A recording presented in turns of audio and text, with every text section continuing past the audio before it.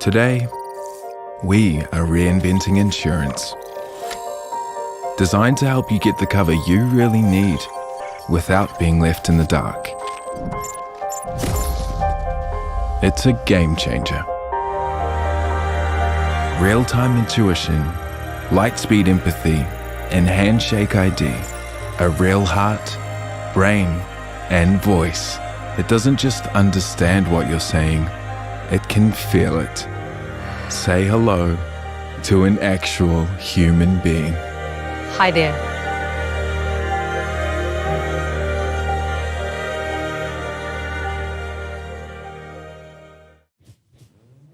This is an opportunity that we can't pass on.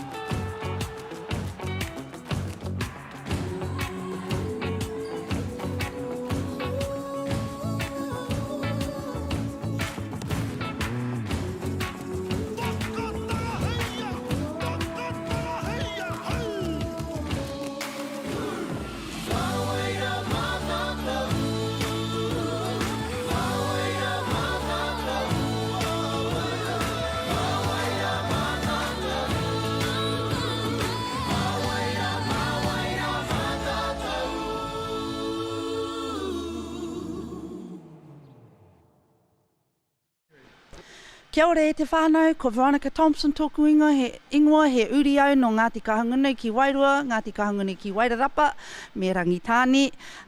Kia ora everybody, Veronica Thompson here from Kahungunu area. Nau mai, haere mai ki te mana whenua, te rohe mana whenua o Te Atiawa Taranaki Whānui, kei te awa kairangi nei, kei roto i te whare hākinakina o Walter Nash. Welcome to the mana whenua of Te Atiawa Taranaki Whānui here in the Hutt Valley in our beautiful stadium of Walter Nash Centre. And kei konei mātou mo te rā whakamutunga, rā whakanui o te Aon raro iho i te takauma whitu poitukohu whakataitai amotu. No reira, we're here for the finals of the Aon U17 National Basketball Championships o te rā kia kahara karawhiua. Therefore, let it rip. Kia ora. E te ti, e te tā, nau mai rā, nau mai ki tēnei pāhotanga poitakohu. Kia ora, e te whānau, nau mai, haere mai. Welcome to the Under-17 Nationals playoff for 5th and 6th here at Walter Nash Stadium in the Hutt Valley. You are broadcasted by myself, Scotty Richardson, and my main man on my right, Liam Collins. Like to say a few words, Liam? Well, morena koutou everyone. Look, I'll put it this way. Even being an indoor sport, the Hutt Valley has really turned on the weather. Sure, it's cold as ice, but it's been nice and sunny. You can probably see by the glare and the reflection. Everyone's set to go here at Walter Nash, and I am excited for this one. Obviously, being a Wellington boy myself, and being able to see some of these players throughout the college sport scene, now coming straight into the rep scene. Scotty Richardson. Yeah, we've got a smorgasbord of talent in front of us on court. We'll get to the team list shortly. But Manawatu taking on Wellington, a battle of the Zone 3 associations. Any early feelings there, Liam? Yeah, well, look, I've always said that Manawatu is a strong team, mainly because Manawatu every year obviously hosts that secondary school nationals, but they've also been one of those teams that are very unpredictable in their scene. They've got a bunch of good players, obviously here in the 5th and 6th out of 20 teams. So it is quite an impressive feat, and with 2 of those teams being very close by, they don't get to play much with one another. But now, here's the battle for 5th and 6th, Scotty. Two great teams going toe-to-toe. We have Troy Plumtree jumping up with Lachlan Crate. 2 teammates with the under-15 New Zealand side that went to Guam last year under Coach Leighton. And yeah, you can be sure that these 2 are going to match up and go at it. 2 very athletic players, get up, can shoot. And we've got an early tip won by Manawatu, but they turn it over, and Joseph McDonald gets away, gets a layup in trans. Let's see what defense Wellington puts on early. Yeah, young McDonald there, absolutely ready for that pass. Got the layup and made sure those 2 points count to get the early start for Wellington. Wellington going to a 2-3 zone, putting a little pressure on the cutting action. They make a skip pass to Gift. Unlucky on the three-pointer there. Plumtree's one to look out. Definitely knows how to drive in with that ball and could definitely be a dominant force on the shot. And he does have the Kurawhiwhi Toru in the bank if he does need it. Got an early call by our referees. Be great to get the names of our referees, acknowledge them. Referees have done a fantastic job throughout this tournament. Got to acknowledge a shout out to all our referees. Tough job, but some excellent officiating. Joseph McDonald getting some early buckets. First 4 points for Wellington. Yeah, the boy comes out of Wellington College, just like his older brother, who also played for the Wellington representative teams as well. And definitely his dad as well used to work with his father actually back in the ASB Sports Centre days. Nice. Kurawhiwhi Toru can't connect on that. Troy Plumtree gets the rebound and decides to settle things up with Dov Silverstein taking the PG duties. Pulls up from deep. No good on that attempt. A big kick ahead. And we got Lockie getting his first look from deep. A little short on that occasion. Yeah, one of the only players to be signed by an NBL team that is playing in the Under-17 Nationals, signed by the mighty Manawatu Jets. And he shows some power there as he goes for an easy one-handed layup. Just get that right-handed floater. Gets the point started for the mighty Manawatu.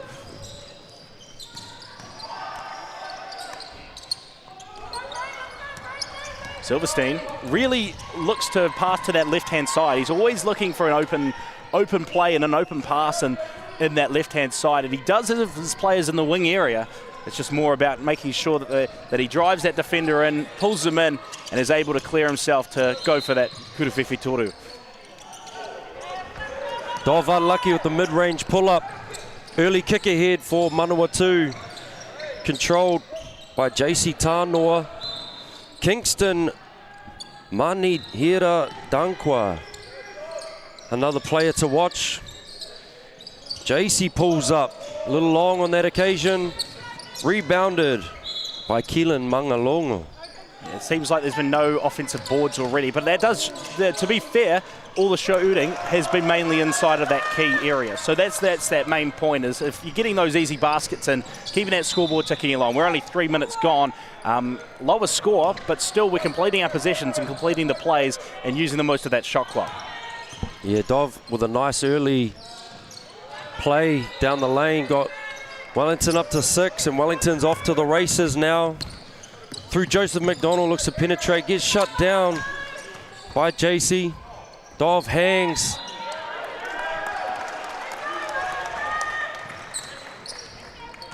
Yeah, nice little put back there by Isaac McCoy. Yeah, McCoy looks to be another dominant force, and teaming up with Plumtree as well. You know, from separate schools from my understanding as well. One's from Silverstream, one's from Wellington College.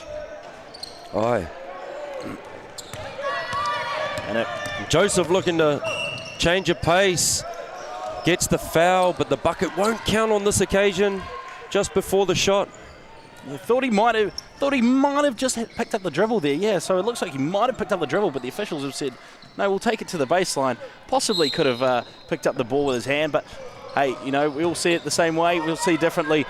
It's how the game goes in Plumtree. Couldn't finish that one.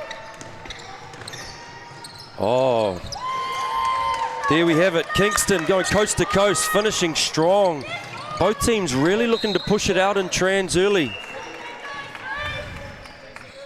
Here you see Kingston sees space and really gets up ahead, and Wellington need to do a better job at shutting down the ball. First priority in trans, shut down that basketball. Looks like Retemana Mataki will come in for the game, and he'll take over Tānoa's job. And he'll sit out for his first time, and obviously Mataki will come in for the first time in the game. Oh, blocked there. Dov unlucky, can't save it from an out of bounds, so Manawatu from the sideline. They'll have 14 seconds on the shot clock. Here we see Giff. Did you see that? He kind of almost like just hand palm volleyball style the ball, and it's gone halfway through the court. Joseph does what he does, picking the pocket. An incredible opportunist in defense. You see, something about him as well is he's very good at the floater, and that might just be very unlucky for Wellington. But one of the things I was talking about with McDonald is he is a very high-arching floater, and I think that's one of the things that will help him get past the defense as well. Because a lot when you've got those taller players that might just be that 6'4", 6'5", and especially when you're a shorter player, right, getting that floater and getting it up and over can really help and assist with getting points and removing the block from the equation. Aye. Kurufifi Toru no good on that occasion. Joseph looks to push, and we have Keelan pulling up in trans. A little long on that occasion. Good little box. Lockie gets the rebound, pushes. Manawatu looking to get deep into the paint. A little tip. It's going to be Manawatu ball from the sideline. Well, looks like we've got a timeout for Manawatu there. Down by 4, Scotty, with 5 to play. I think they'll be, you know, like I said, after a few more points, those 3-pointers have really let them down a little bit. But I'll tell you who's in that Manawatu team. Is we've got Tommy Reid, Crate, as I said, plays for the Manawatu Jets, or has been signed with them. Tānoa, Blake Kaiwai, Russell, Mataki, Zima, my apologies, you know, should have read the team list well before the game. Mildenhall, Wormsley, Manihira Dankwa, Hakarira Hosking, and Konjdon as well. So that's the team list for Manawatu. And you got your coach Larson and your other coach and your assistant coaches to support. Had the pleasure of attending with the New Zealand under-17s last year, going to the Asia Cup with head coach Darren Larson. Team qualified 3rd place at Asia, and we moved on to Spain.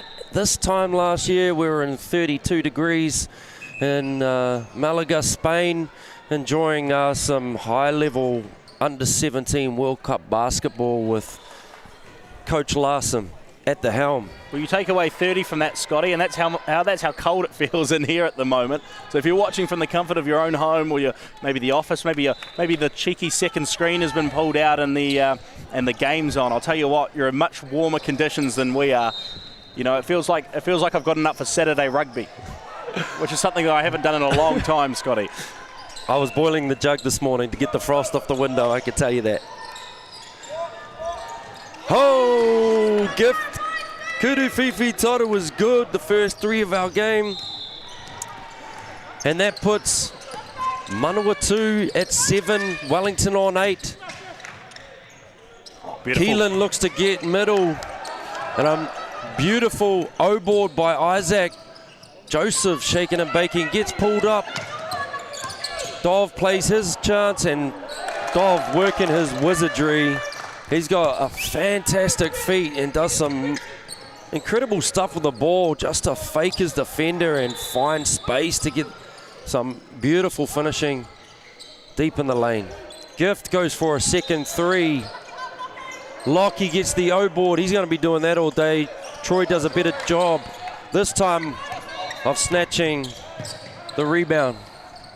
I know I've probably passed it, but I'll tell you, Nyazima, number 10 for Manawatu, he played great defense on that last play and then was able to clear space for that offensive board just before. So he's doing hard work, and he's come in with a job, and his job is play as good a defense as you can and don't be afraid to get in front of the player.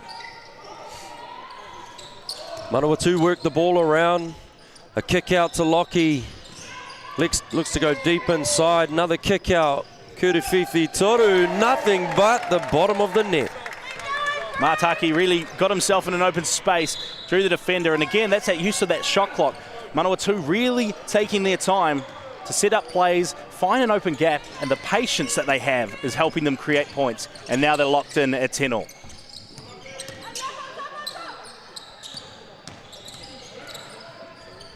Keelan with a kick out, little sloppy on the pass, low on the shot clock, 3, 2.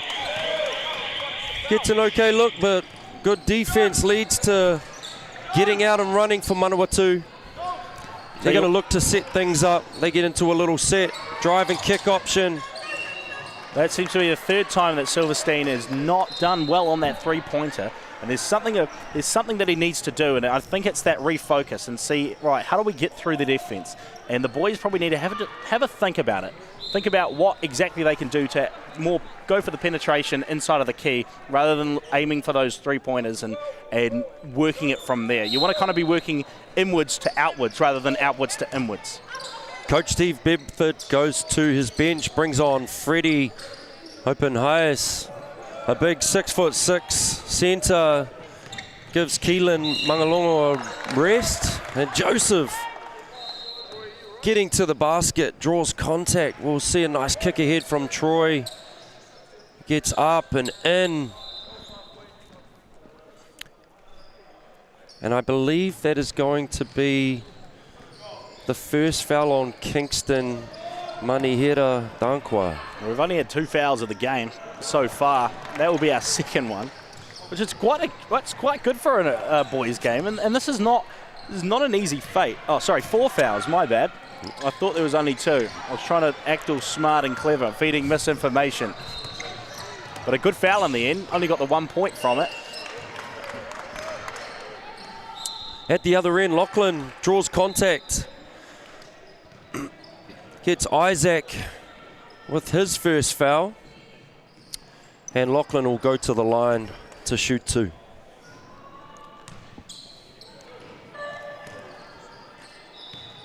Looks like Nayo Zima has done his job for the Manawatu team, and he'll take a bit of a rest on the side.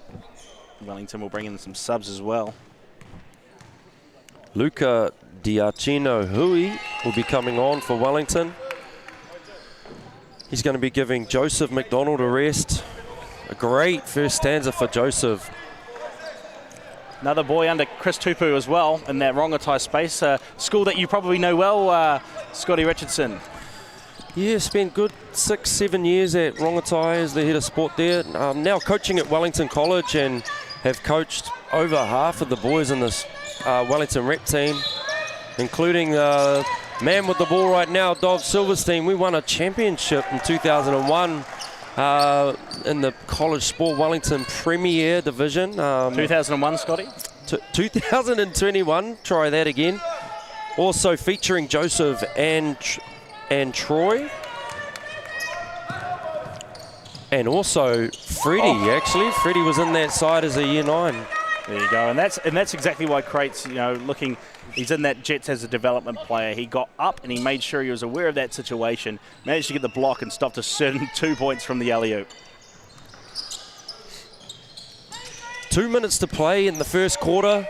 Score is currently 12-13, favouring Wellington at the moment. Troy looks to go to work, gets shut down by Lockie. Freddie gets the spin in the lane. Quite a wild right-hand finish, and referee not going to give him any contact on that. The kick out, 3. No good as Wellington get off to the races. This is where Dov Silverstein is so dangerous. Unlucky on that attempt though. Again, that's that 3-point. They just lost their patience again. Crates, that's his 3rd miss of the game on that 3-pointer. And finally they knock one down.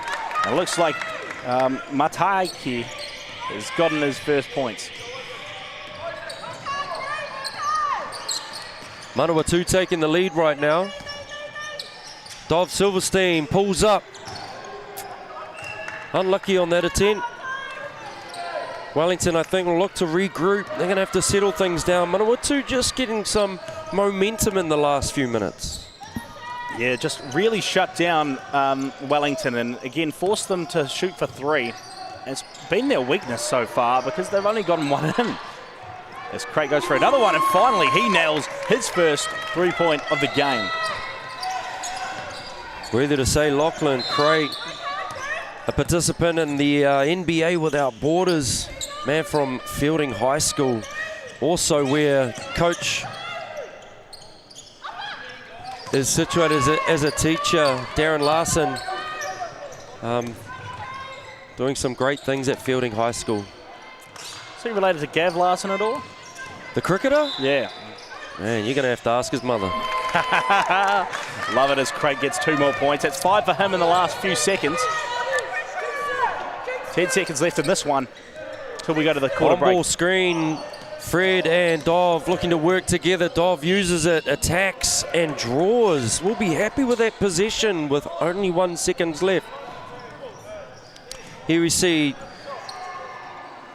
Freddie getting to the other side, creating some space for Dov, who gets down the lane and manages to draw contact and earn 2 freebies. Yeah, I've never seen a man take 3 Manawatu players somewhere, but I'll tell you what, it's not the first time and it never will be the last, as he draws the contact and gets a well-deserved trip to the line.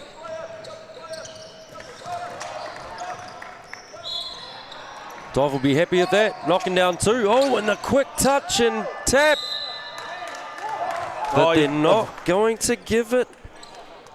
Kawawa referees Wave this one off. waving this one off. Yeah, definitely didn't get the time off. Maybe not expected by the score bench people just to click that button. But I'll tell you what, definitely well waved off. But what a quick turnaround of plays. That's what 1.2 seconds can do for you. Wellington teamless here. We got Khan Wasley, Joseph McDonald, Dov Silberstein, Fred Open Highest, Tui Howe, Luca Darchino, Hui, Troy Plumtree, Toi Mairangi, Rapira Davies, Reese Hicks, Axel Ranjo, Keelan Mangalongo, and Iramia Morris. Coaches Steve Bedford, his son Liam Bedford on the assistant. And yeah, a really good result for Wellington to get to this position. They're always going to be gutted to not get into the top 4, but you know, playing off for 5th, I guess it's the next best thing. You've only got to lose one in that big game to get to this plate final situation.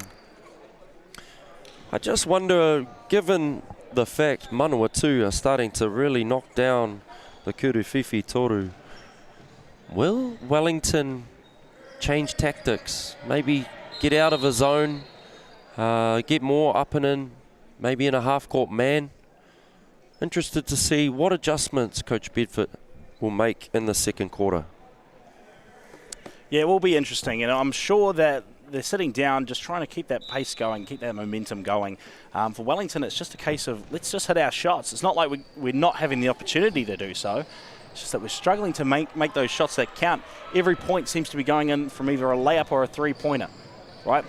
And most of those 3-pointers are very low percentage attempts. So how do we increase that percentage? That's that basketball IQ, and that's where this age group, the difference between a really good player and a great player is that basketball IQ. Can I hit this shot? What is the likelihood? Are there other options? And there's a lot to think about. And to be fair, if you're under 17, it is quite a hard thing to think about too. There's a lot going on. You know, you're still thinking about technique. You're still thinking about where your defender is, where players are around you, let alone where your others are. But once you get into that mindset and that team kind of connection and everything comes into place, things click, and that's where you know where your player is on the side. You know who's in the key. You know who's driving, and that does help, and that comes with age, definitely. And I'm sure you've seen that before as well, Scotty.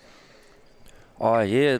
I mean, the pace that the game is played at right now, and certainly in the half court, really spacing out.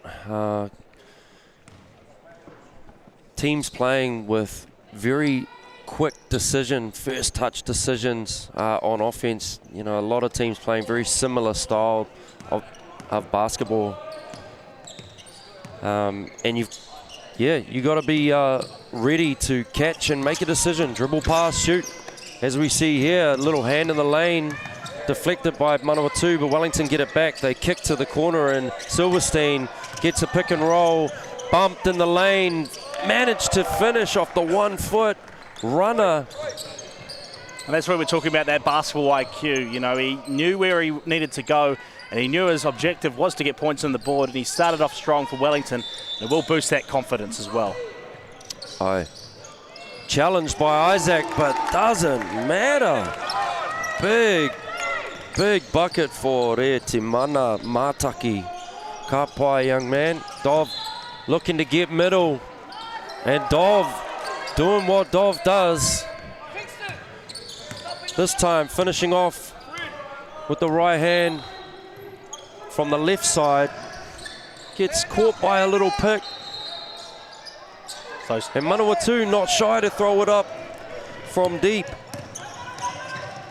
Yeah, they've definitely been instructed to drive it rather than focus on the shot. And in those cases, they've gone for 3 separate drives, and it will be the game changer for Wellington that I believe that they needed.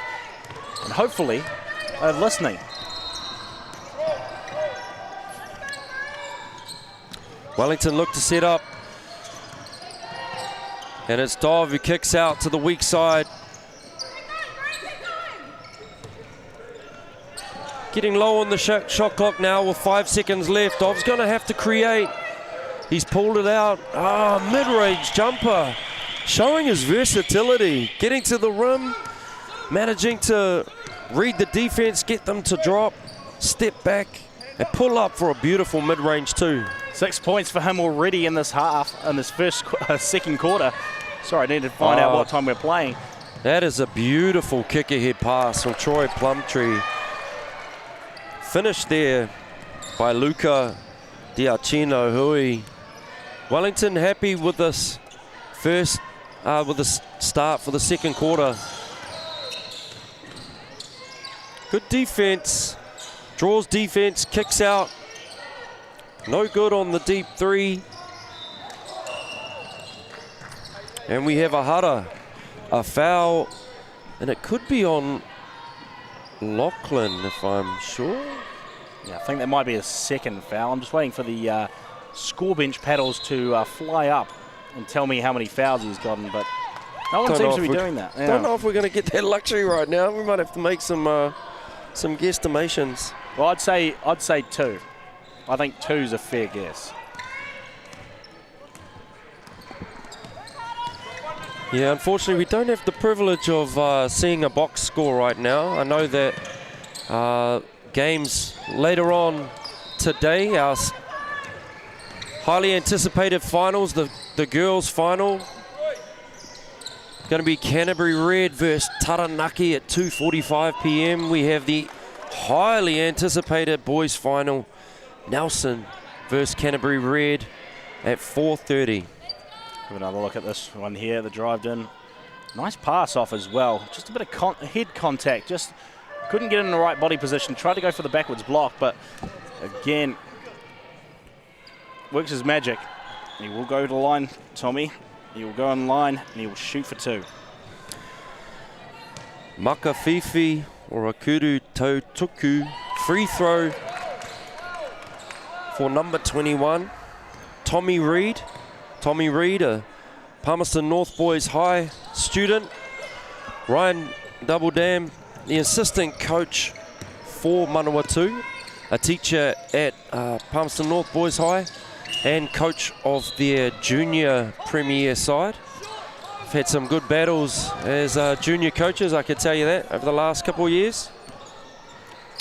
So how is it coaching or being a staff member at a school and then also being a coach? You know, is there that, you know, kind of respect that you get, like the head nod or the sup sir kind of situation when you walk around? Oh, look, I think it's really important for teaching staff to get involved in their students' extracurricular stuff, you know, just in terms of building relationships that flow into the classroom. You know, you build trust and things that, you know, flow into teaching and that student-teacher relationship. When you got kids that trust in you and believe in you as a teacher, they're going to work for you. So certainly holds merit. Teaching stuff under the pump as it is, it's hard work getting involved as a volunteer in the extracurricular stuff. Let's acknowledge that as well. Absolutely. You know, especially teachers, you know, being outside of the classroom, being in the classroom, and the uncertainty of things like COVID, you know, sorry to use the word, the forbidden word, but you look at it and go, how have students managed it, and how have teachers come together, you know, to still keep providing these kids opportunities, to still keep engaging with them in those extracurricular activities? And Joseph McDonald back on court and continuing to do some incredible stuff off the dribble. Ball's back with Dov. Dov obviously been given some early instruction to attack off the on-ball, try and get paint touches, get guys in the air. Here we see Lachlan Craig going to work. And that's easy money for Big Lockie. Yeah, we'll go to the line and shoot 2 more, and I think for him, getting that license to just have a little bit of freedom has helped out. You know, they were down by 5 or 6, now on even playing field, and might even just take the lead here.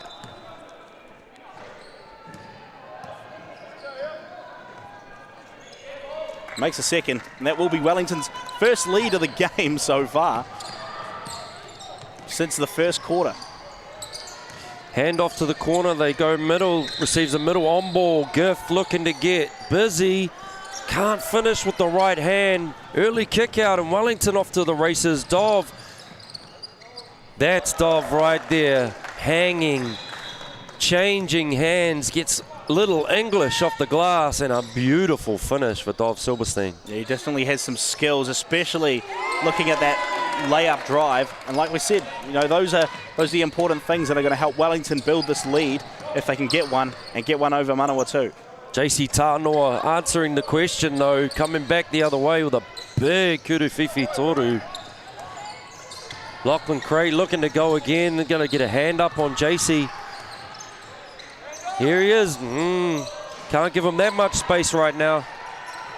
I wish we had stats for this one, Scotty, because I'd love to see the three-pointing percentage and what that percentage of shot is like for Manawatu, because they keep going, you know, they're getting the open shots, they're making the spaces, but they're not executing them as well as they would have hoped. And I think that's when you need to also look to change tactics.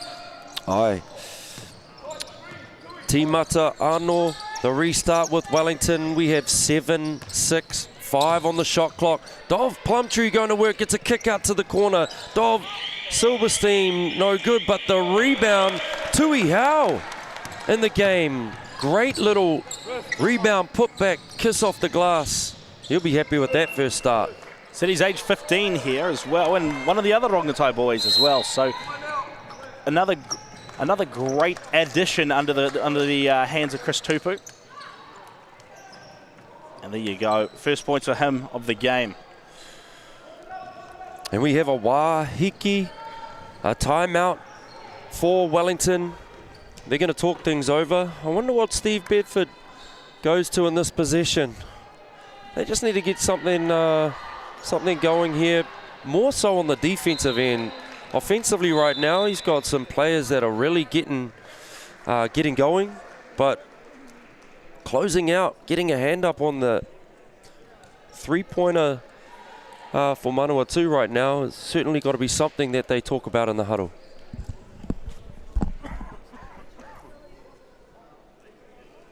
Look, I reckon Steve really knows his stuff, and he's one of those local hometown coaches. Used to coach, be part of the Onslow coaching staff, I believe, back in the day, the Onslow College. Back when I did a few college for Wellington games myself, ourselves, and he is one of those people as well who loves to go for a cheeky cup of tea after the game too.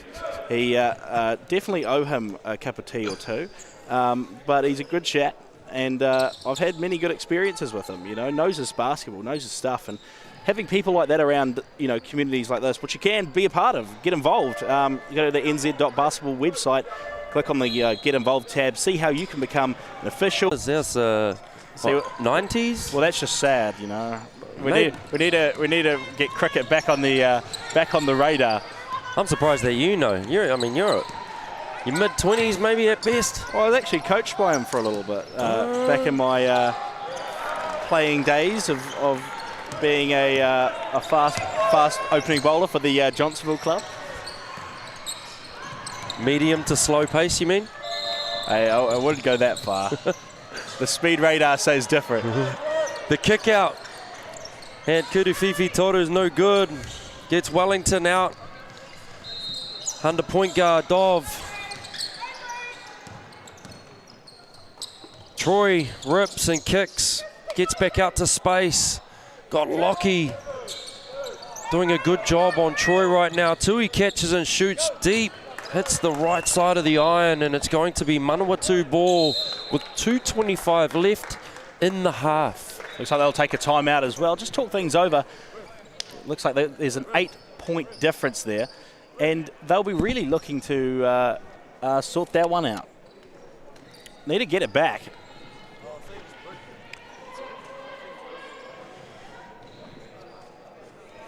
Yeah, I think it's going to come down to Manawatu making some adjustments in their transition defense. Again, just need to plug up a little bit through the middle of the court, disrupt the early kick aheads. Wellington usually through Troy Plumtree getting that rebound and kicking ahead over halfway to point guards like Joseph and Dov were leaking out, and just too much space for those operators to go and do their thing. Manawatu need to shut down the ball and flood the floor. Take away kick aheads, particularly in the strong side. Go back and protect their basket better. Let's see what Coach Larson draws up in the huddle for Manawatu as we go out in the last couple minutes of our first half. Yeah, I'll tell you what, this will be a very important few minutes for Manawatu. They don't want to get Wellington on the scoreboard. They want to keep them basically trying to shoot those 3-pointers, because in the last few minutes and basically throughout this whole quarter, they've been dominating that inside key, just like we talked about in the quarter break. And they've clearly been listening to us, because we've been telling them the same thing that Coach Steve's been telling them, and it's worked for them. They've got the lead. Lockie with the Timata. Ano, the restart, gets a hook pass that doesn't connect. And here we see Wellington again leaking out, and it's going to be Troy. Actually a left-hander, but finishes beautifully with his right hand. Oh, lovely Isaac block. gets a tip up on the basketball, disrupts that play, and it's going to be Wellington with a great defensive possession and the ball. 1:55 left on the score clock.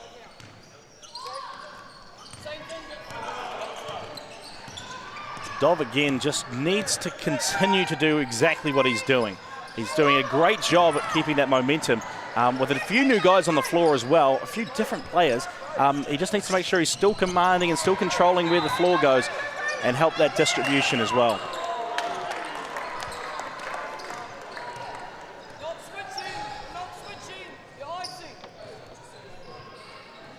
So I'll take it to the baseline as well for what will be a bonus 2 there as well. And we'll see our first bonus shots of the quarter for Wellington. Well, a great opportunity for Wellington now to really push, extend their lead, you know, draw contact. Every little bit of contact's going to see them with a chance to keep that scoreboard ticking over. And see here, Khan Wesley knocking down the first and solid with the second.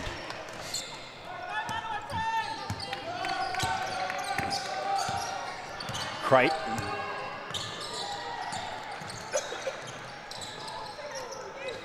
That's a way to do it as well. Just a bit of a fumble. We couldn't quite get 2 hands on the ball.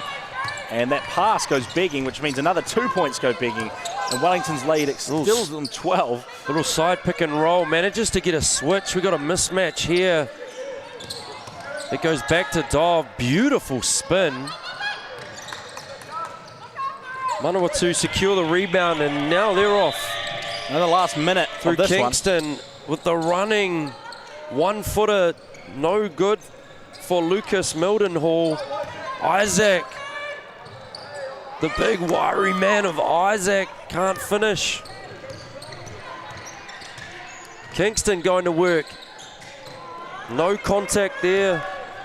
3 on 2. And Wellington doing what they've done all game, getting leak outs, kick aheads, and Manawatu just can't get back and protect their paint.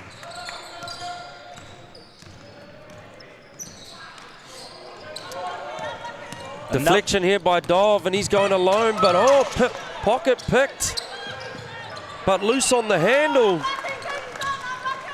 God, that was a crazy sequence of plays there. Turnover to another turnover to a trap to a fumble to a ball going out of court. So now staying with Wellington in the court with 14 seconds. With 15.4 left. And up by 14 at this stage.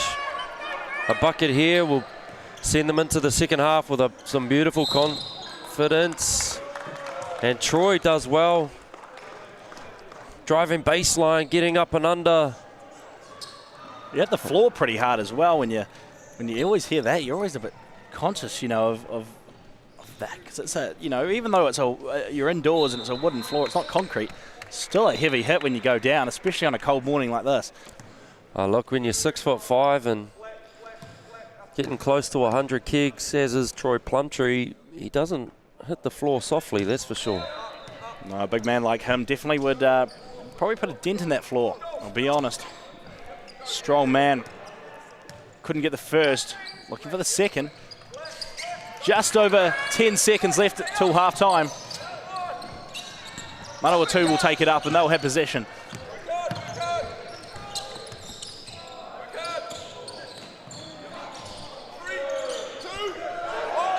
Got to shoot.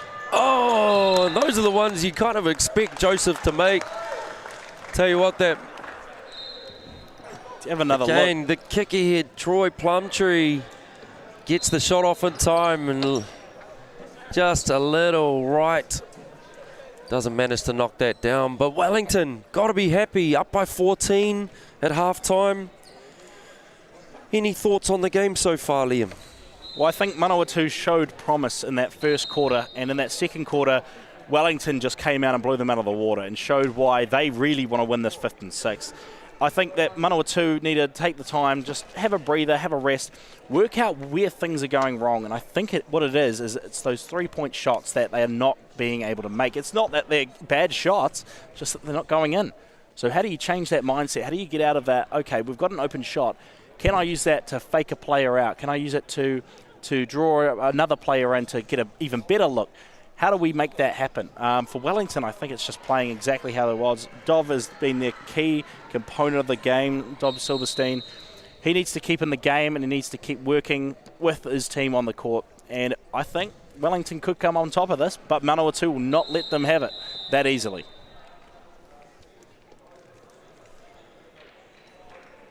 And while we are at halftime, just like to thank and acknowledge our partners, sponsors and supporters, starting with the naming rights partner Aon, a broadcast partner Whakaata Māori, our host association, Capital Basketball, and of course Walter Nash Stadium. The staff here at Walter Nash have just been on point for the last 4 days. Couldn't ask anything more of the staff here. They've done such a great job making sure all the venue is fit for purpose. We saw a broken hoop on the back courts. They fixed that within 4 minutes. We thought, that was going to be a big problem, big issue, but not for the staff here. Big shout out to all the staff here. Also, our little offshoot court out at St. Pat's Silverstream, a beautiful gym they have out there in Upper Hutt at Silverstream. And they've been playing the odd match out there. So a big thank you to our peeps out at Silverstream. Ngā mihi koutou. We've got 2:40 left before we get this third quarter going. Well, I might go have a quiet drink of water, Scotty. So maybe we'll come back in a few minutes and come back to the game very shortly.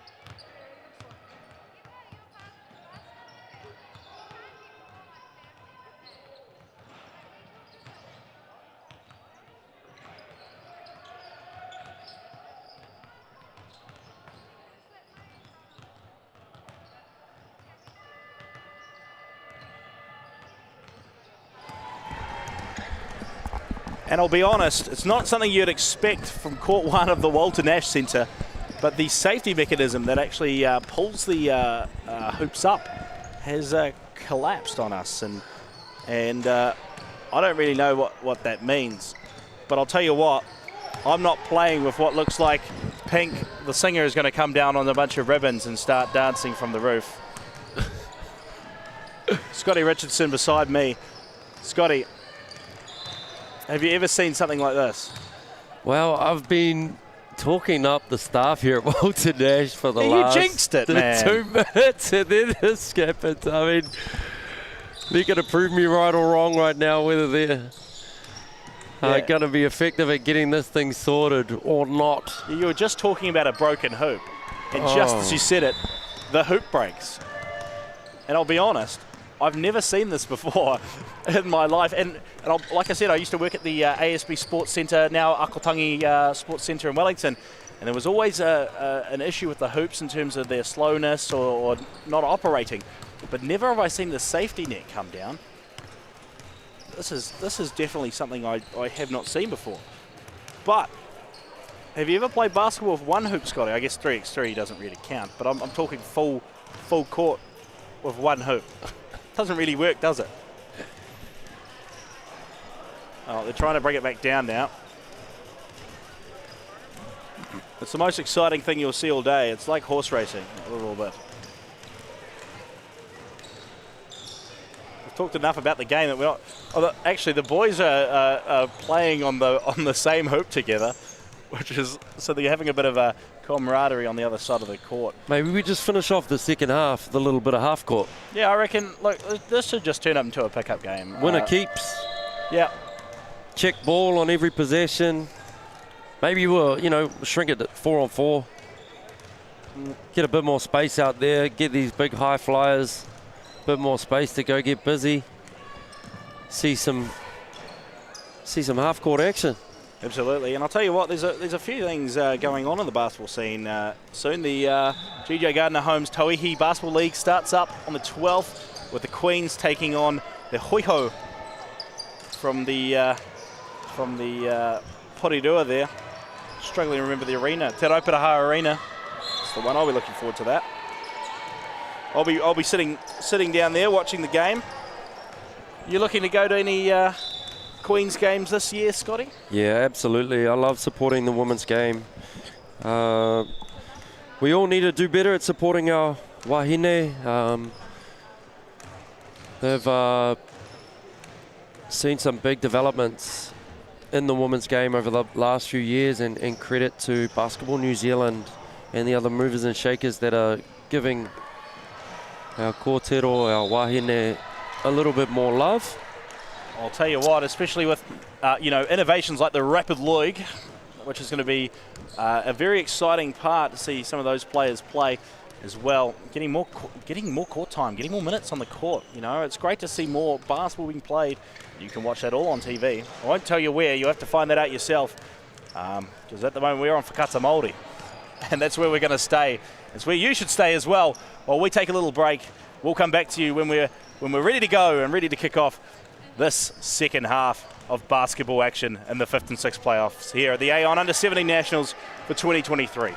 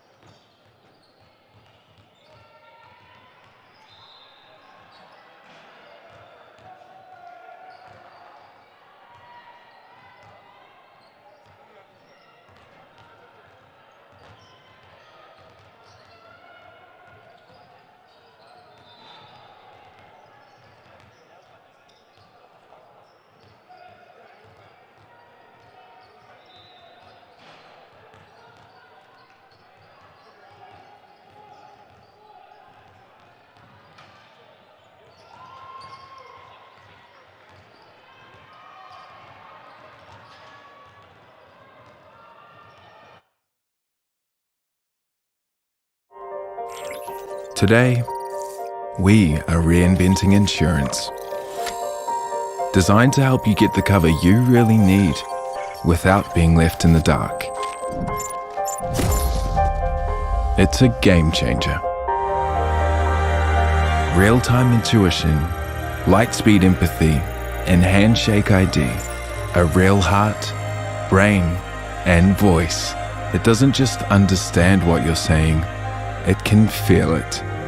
Say hello to an actual human being. Hi there.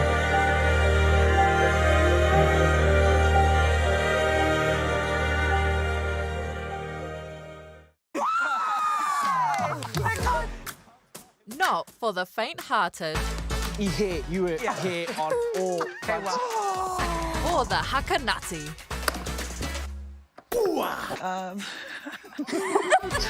And the nutty haka. I te whakarongo kōrua? Kua pakaru tēnei pātene. Hakapedia, paraire ki whakaata Māori.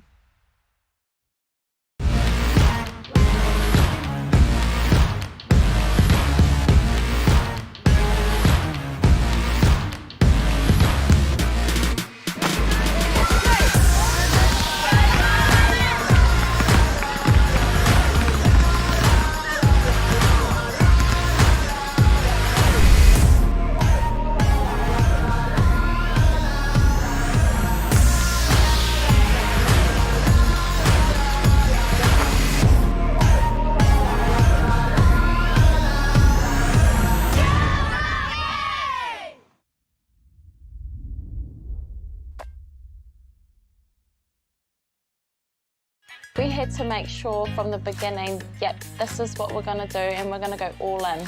And then there was us. So I was so determined to have this pepe. Puro pepe, ki whakaata Māori me Māori Plus. Nau mai hoki mai te whānau. Kia ora, welcome back to our playoff in the boys division for 5th and 6th. We've finally managed to fix our malfunction up here with the hoop, so well done to the Walter Nash staff. Delayed the game by 7 or 8 minutes, but we'll be underway very shortly. Yeah, well, I got to go and talk to Big Steve over there for Wellington, and he said, look, what we talked about at halftime, it's very simple. We had a similar lead yesterday against Hawke's Bay and only won by 1 point. So we don't want to do that again. And I think that's some wise words from him because, you know, you want to reflect, but you also don't want to pressure. But there is pressure. It's the 5th and 6th. It's the last game. But how do you tell the boys, hey, we can't repeat those mistakes? And now we can put those things in place to see actually what do we do and how do we make sure that, you know, history doesn't repeat in this case.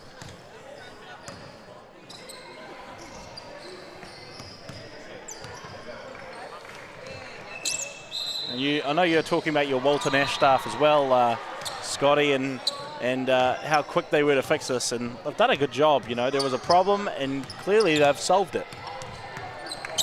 Teams coming back out onto the court now, so we won't be long, whānau. Stay tuned. Yeah, I'll be honest. It's tough to talk about the game with no stats and no stuff, but we're doing our best. And I'll tell you what, our best is always good enough, especially when we're about to kick into the second half. In an exciting exchange, and like I said before the break, I think Manawatu will definitely come into this game, and they're definitely going to try to shorten that lead. Manawatu with the Tīmata Anō, the restart, kick out to the top, they get to the second side. JC gets a little jab, rip to the left side middle. Lockie bullying his way to an O-board and put back. Wellington won't be happy with that. They've done a good job of keeping Lockie out of the paint, out of those second chance rebounds, but Lockie showing his class on that possession. Trying to get a little pin down for Isaac. They kick to the corner, send back through Joseph, who shakes. The 1 foot floater is good. And it's interesting you talk about second chance points as well, because I believe they are going to be the key part of this second half. JC Kick out, skip over to Gift. Kicks up top for Lockie. Boom! Kuru Fifi Toru for Manawatu, and they're starting to get back into this game. Yeah, he's done it just like Dov did with a 3 and a 2. He started with 5 points early on. That's exactly the same formula that happened with Wellington in that last quarter. So they'll be wanting to continue that run. And here he is again with the defensive rebound. We'll see what he can do. Manawatu will be happy with that defensive possession, forcing a challenge mid-range 2. Dov couldn't complete. And the cutting Lockie catches, can't complete, and it's Wellington getting off to the races, finishing by Dov. Don't know what his points tally is right now, but he must be getting close to the high teens. Gift, another cutter, can't finish off the right hand. Little spin off the backboard, not enough English on that one. Joseph finds the kick out to the top. No good in that attempt, and Manawatu going to kick ahead. And JC challenges a high-flying Isaac, gets well above the rim on that attempted block. Very quickly, that lead has been cut down already for Wellington as they're trying to get more points on the board, and McDonald's done a really good job at passing that ball out. He's inside of that key area, and he's managed to flick it all the way out to three-point land. So he needs to keep that up. But again, where are those three-point shots going? They're going bicking. Middle pick and roll. Joseph uses it. It's a little hop finish, but can't get it on that occasion. Manawatu not executing in a long pass, which sees Wellington with the restart. Definitely had a bit too much Dusty Powerade on that one. Too much effort, too much force, well over the top, and Wellington will retain possession. A little step up screen and pop, but Dov looks to go himself. Yeah, Mildenhall with a block, and that will be his first block of the game. Block, arai or taupare. Block. Yeah, putting in some great kupu there, Scotty. It's always great to be able to integrate the language into our commentary. Admittedly, I need to do better. Certainly on a journey right now to upskill in my te reo Māori. Yeah, and that's admirable. I think it's a great language, and it's something that we definitely want to keep, unique to Aotearoa and give back really to everyone who has used this language before and allow it to thrive in different ways. Oh, well said. Kick ahead to Troy Plumtree. Finishes through contact. No whistle by Kawawa. Dov takes a steal, and he's got time to play with here. He's got 12 seconds on his shot clock. Just needs to settle it down. He's come back. He's allowed his team to come back in. And he'll drive to the hoop, but he can't get it inside. Offensive rebound, though. And Manawatu will have the ball back. There's Crate. Passes it off. Straight down the throat of Tanoa. And looks like a 3-second violation, I think it was. And too much time spent in the key hanging out. No loitering in there. We'll send it the other way.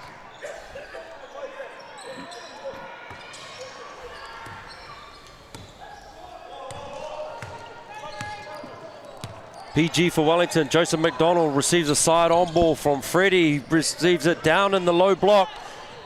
Goes, spins middle to his right. Spins out to his right. Can't finish there. Tanoa stuck inside amongst the bigs. And unfortunately shifts his pivot foot. And a great call by our referee.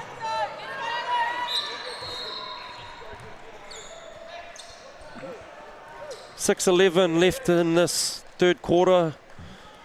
Manawatu currently trailing 14. We're going to have to, again, just do a better job on their trans D. A nice find there, but Isaac can't connect. And Lockie goes out. Also the same, rebounded by Fred. Wellington moving the ball beautifully. They find Dov, who kicks out to Joseph McDonald in the corner. Huru Fifi Toru, Joseph McDonald stroking it Absolutely, he stroked it so well. He got 3 points for his team. And it's another addition to the Wellington lead total. And another block. Man, it's been a block party all day, I'll tell you what. Big topare there from Joseph McDonald. Come up from behind, and the timing was beautiful. Not a big man, but certainly athletic and sneaky quickness. Pick and roll. Dov, they use the second side, handoff, but he rejects the handoff. Hammer pass to the corner, and too much sauce on that one for Isaac. Here we are, the block coming in from behind. Joseph gets a couple fingertips on the portal, on the ball, and I'll tell you what, we'll go to a timeout, Scotty. And as we got Manawatu called it, it's just to talk about that lead, because that lead is just doing things to them, and they managed to get it down early in that first part of the quarter, but with 5 minutes left in the third, they've really got some properties to make up there. Things are looking up though for Wellington. They've again talking to Steve earlier, the coach Steve earlier in the half. We had a bit of a hoop stoppage, and he definitely said to me, "Look, we just don't want to lose that lead," and they've almost doubled it, which is a very exciting thing for Wellington heading into that third, almost fourth quarter here. And coming up next here on Whakata Māori, Waikato taking on Tauranga in the third and fourth playoff. Then later on at 12:30, we've got Waikato A taking on Harbour Maroon for the boys' third and fourth. And again, if you want to turn on that TV at work, turn on that TV at home, wherever you want, on Whakata Māori, Sky Channel 19, and of course Freeview 5. We've got Canterbury Red Taranaki for the girls' final. Taranaki played outstanding yesterday. Thoroughly enjoyed watching them play and being able to call that game. Then at 4:30, Nelson, Canterbury Red for the boys' grand final. Good to see that Nelson squad. Hugh Boehner managing that, actually, a former BBNZ employee. And of course Phil as well, Big Phil in the coaching role too, which is quite exciting to see. So that will be a great game, Nelson Canterbury. And Canterbury did win the under-17s last year through what could only be the greatest buzzer beater I've seen by Hugo Gonzalez. He shot it with 4.2 seconds left in the game. You can see that on the Basketball New Zealand Instagram. So make sure you're following that at Basketball NZ. Find all the highlights, all the games, find all the stats, and do a whole bunch of magical things on there that will really give you the insight for the game. I've got some individual score updates here. Highest score for Wellington currently, Dov Silverstein on 26. Joseph McDonald's chipping in with 12 at this stage. A quiet night there for Troy Plumtree so far. Here we see Lockie with a nice little cut. Beautiful, collects a bounce pass. Can't finish, but gets enough contact to go and shoot a couple of free throws unsuccessful on the first one. Lockie, the only scorer for Manawatu currently in double figures here, is 18 points. Retemana Mātaki on 9. Number 4 for Manawatu. As Manawatu get off and through gift, look to set up in their half court. Well, back into that middle part, and lovely off the drive by Mildenhall. Mildenhall, beautiful little drive, 2-foot stop, kiss off the glass. Palmy North boys player as well. Oh, big arrow for the big man, high above the rim. I would love to see a replay of that. Huge block. Here we go with that one. No, still not that. We've got the foul though. Definitely an M1 there. An M1 there. And Mildenhall will go. Scored just before as well. So he'll try and add some more points to the tally. Lead cut down to 13, Scotty. It's almost 20 at one stage.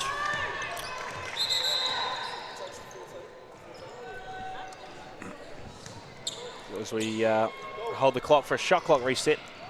Referees look to timata on or restart and just adjust the shot clock there. We'll have a sidelined inbound for Wellington, 14 seconds left. Joseph McDonald pressured by Gift. Kicks back to Dov.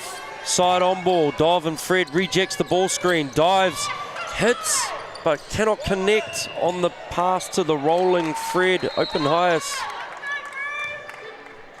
Looks like we've got an offensive foul here as well. So that will be Manawatu's ball.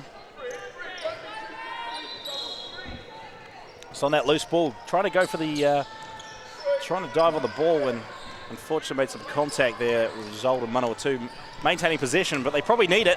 Down 13, they definitely need some points here as we close the end of this third quarter. Oh, Wellington back in there, 2-3. Manawatu makes them pay. Neil Zema manages to get 2 more points, takes a lead down to 11. And that will give them some confidence heading into the end of this. Well defended, all ball on that block. Manawatu getting off and a beautiful finish. Maximilian Kongdon. A timeout taken by Wellington. Coach Steve wants to talk it over. That lead's gone into single digits now, 9 points. And Manawatu are looking good heading into the end of this third. And we've got 3 minutes left in it.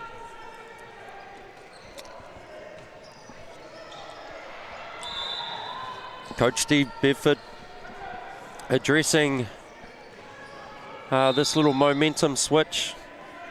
I think he's going to want to look to put a better job, particularly in that trans, and I wonder if he's going to switch back to a man. I feel they did a better job when they're playing in man.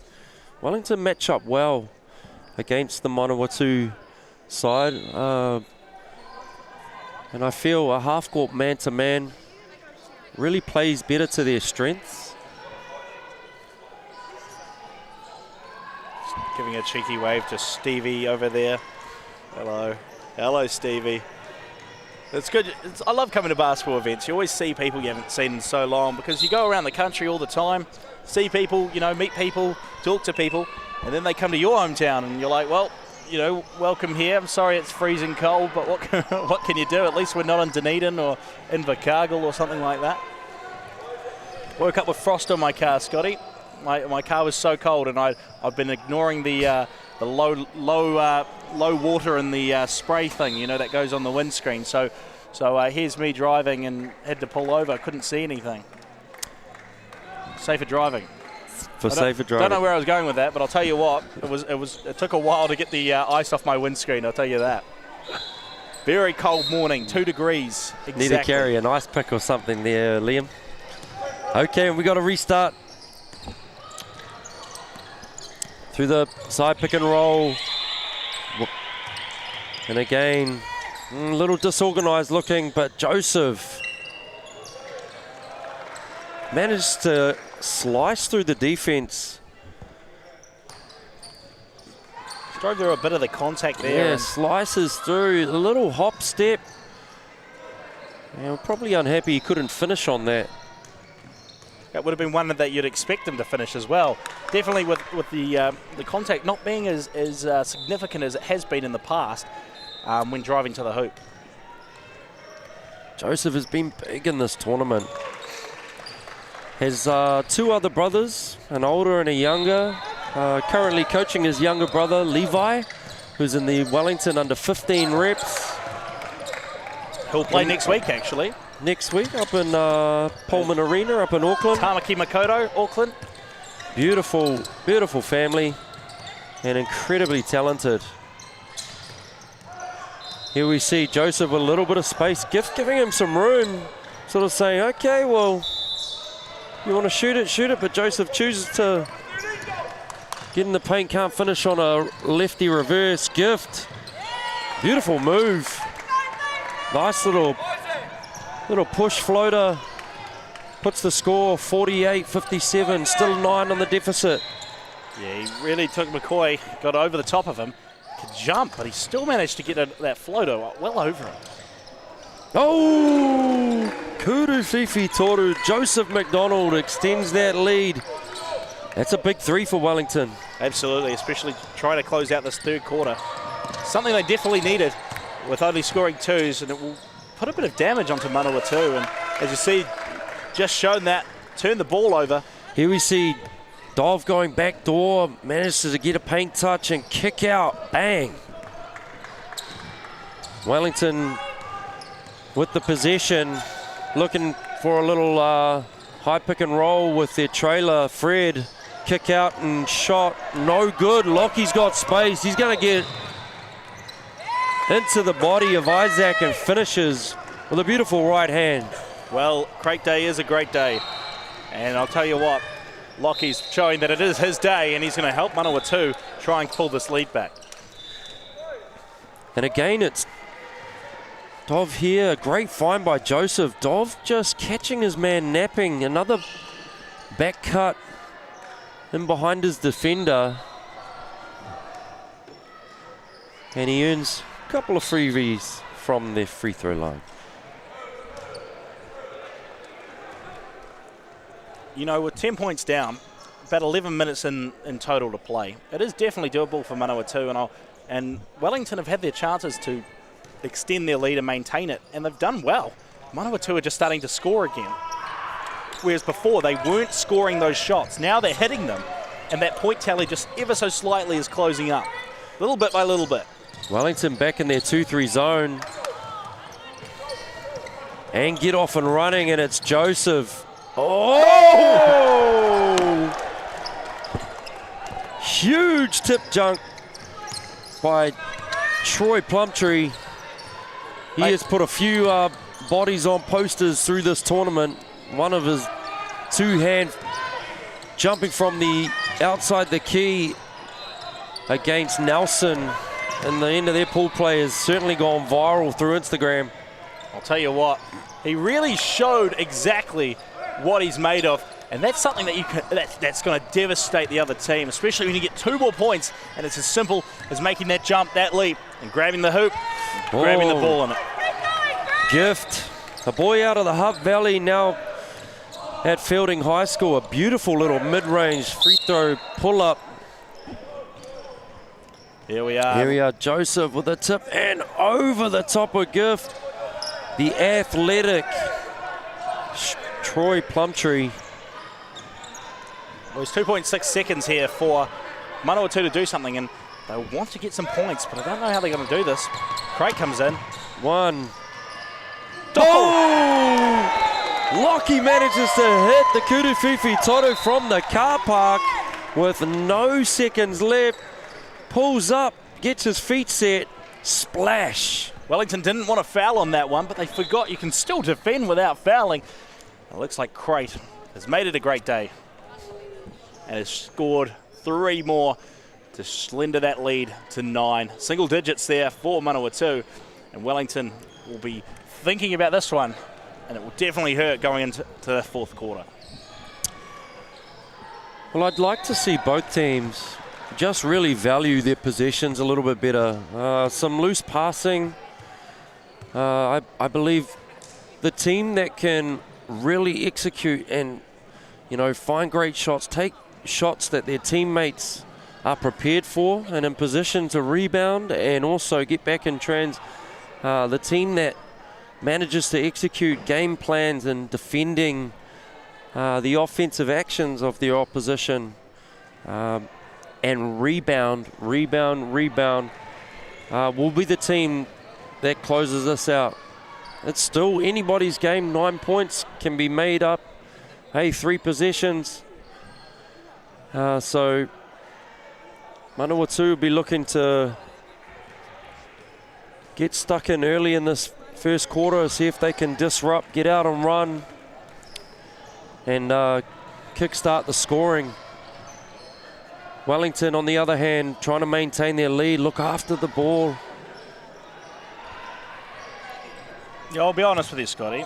Looking at the names on this list, Feeling Boys High School may be a really, really tough beat in the Secondary School Nationals regional tournaments coming up.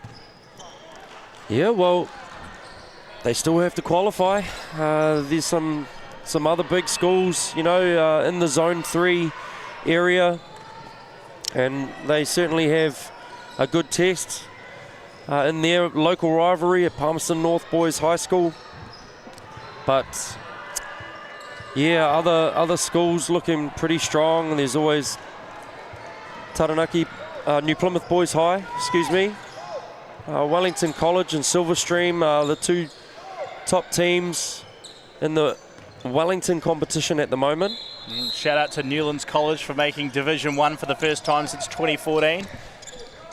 Liam Collins, an old boy of Newlands College, I believe. Yeah. You know, mi whakamato, that's what they call it. There's it looks like an MMA match out there. That was a physical battle for that rebound. Gift looks to slow things down. Good defense. Joseph containing. They look to trap and disrupt. They kick to the second side and some loose passing with Manawatu right now. Freddie snatches a big rebound for Wellington. Wellington did a great job on that defensive effort, coming straight from the trap and shutting them down on that left-hand side, which Manawatu did have numbers for the three-point. Oh, what a play by Wellington.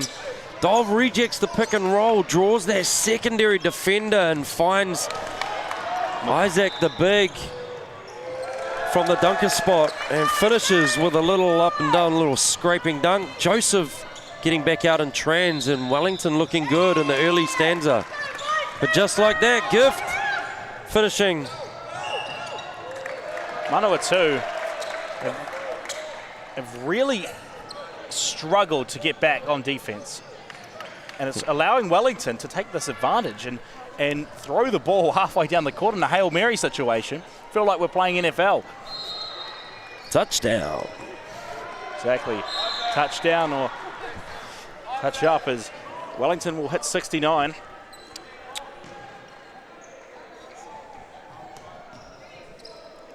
Can he make it 70? And he can't, so they'll stay at a nice 69 score to 58.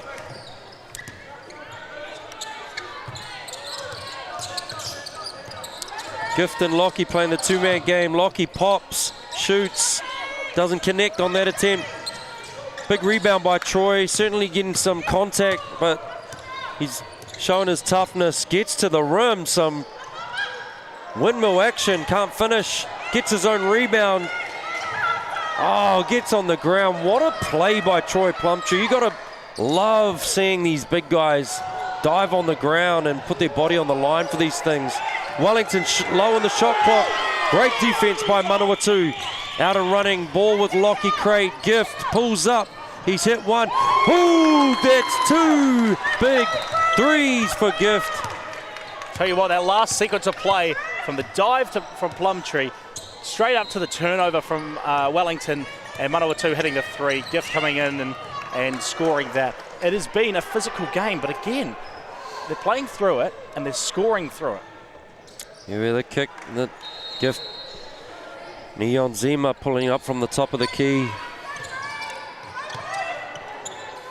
Been shooting the ball well, Gift. Really impressed. Obviously with his skills off the dribble, but really liking seeing him develop his range game. It's obviously going to open up a lot more off the dribble for him when they start respecting that shot. Manawatu here just putting pressure on Wellington, drawing contact. Does Kingston, Manihira, Dankwa. He's going to have 2 free throws with 8 points the deficit. Can't connect on the first, a little short. Let's put a little bit more air in this one. Lead's been cut down to 8 now, so we're in single digits, Scotty, and I'll tell you what, this is what we're doing. They're getting involved, and they're about to take what I can only describe as more points and win the game. Telling you, I'm calling it Manawatu. Could come in clutch here. Baseline drive, kick out to the corner. Big fella Isaac showing his versatility. Kurufifi Toru for the big man. Beautiful looking shot too. Foul on the play there. Some exceptional, it shows you big men also can shoot. That's what you need in a team, isn't it? Wow, and that's been one of the impressive factors of this tournament, just seeing players with length being so versatile in their skill set. Not only parking up down low on the block, but also, seeing the great screening actions and the IQ around the screening actions that they're making, and then putting the ball to the floor and also shooting from range makes these big, long players very hard to guard. Absolutely. When you've got players that can shoot and score, and they are 6'4", 6'5", it's a weapon. It's something you can store and use where you need it. If your guards aren't scoring, then what you can do is use your bigs. And unlucky out of bounds as well. And the ball will go back to Wellington. 6:48 left on the game clock. We are in the fourth quarter, and it's Wellington that has really kept the lead, held the lead, and controlled most of this game. Manawatu have shown little spurts, but just haven't been able to be consistent as Freddie pulls up from three. Fred Manawatu on the left-hand side. Again, that's where they've mainly been shooting, on that left-hand side. They're finding more open space to be able to utilise that. Gift from three. Massive three for Gift. I believe that might be 3 Kurufifi Torus in a row. That's exactly what I was about to say, Scotty. I think that's his third one of the quarter. And grabs a turnover.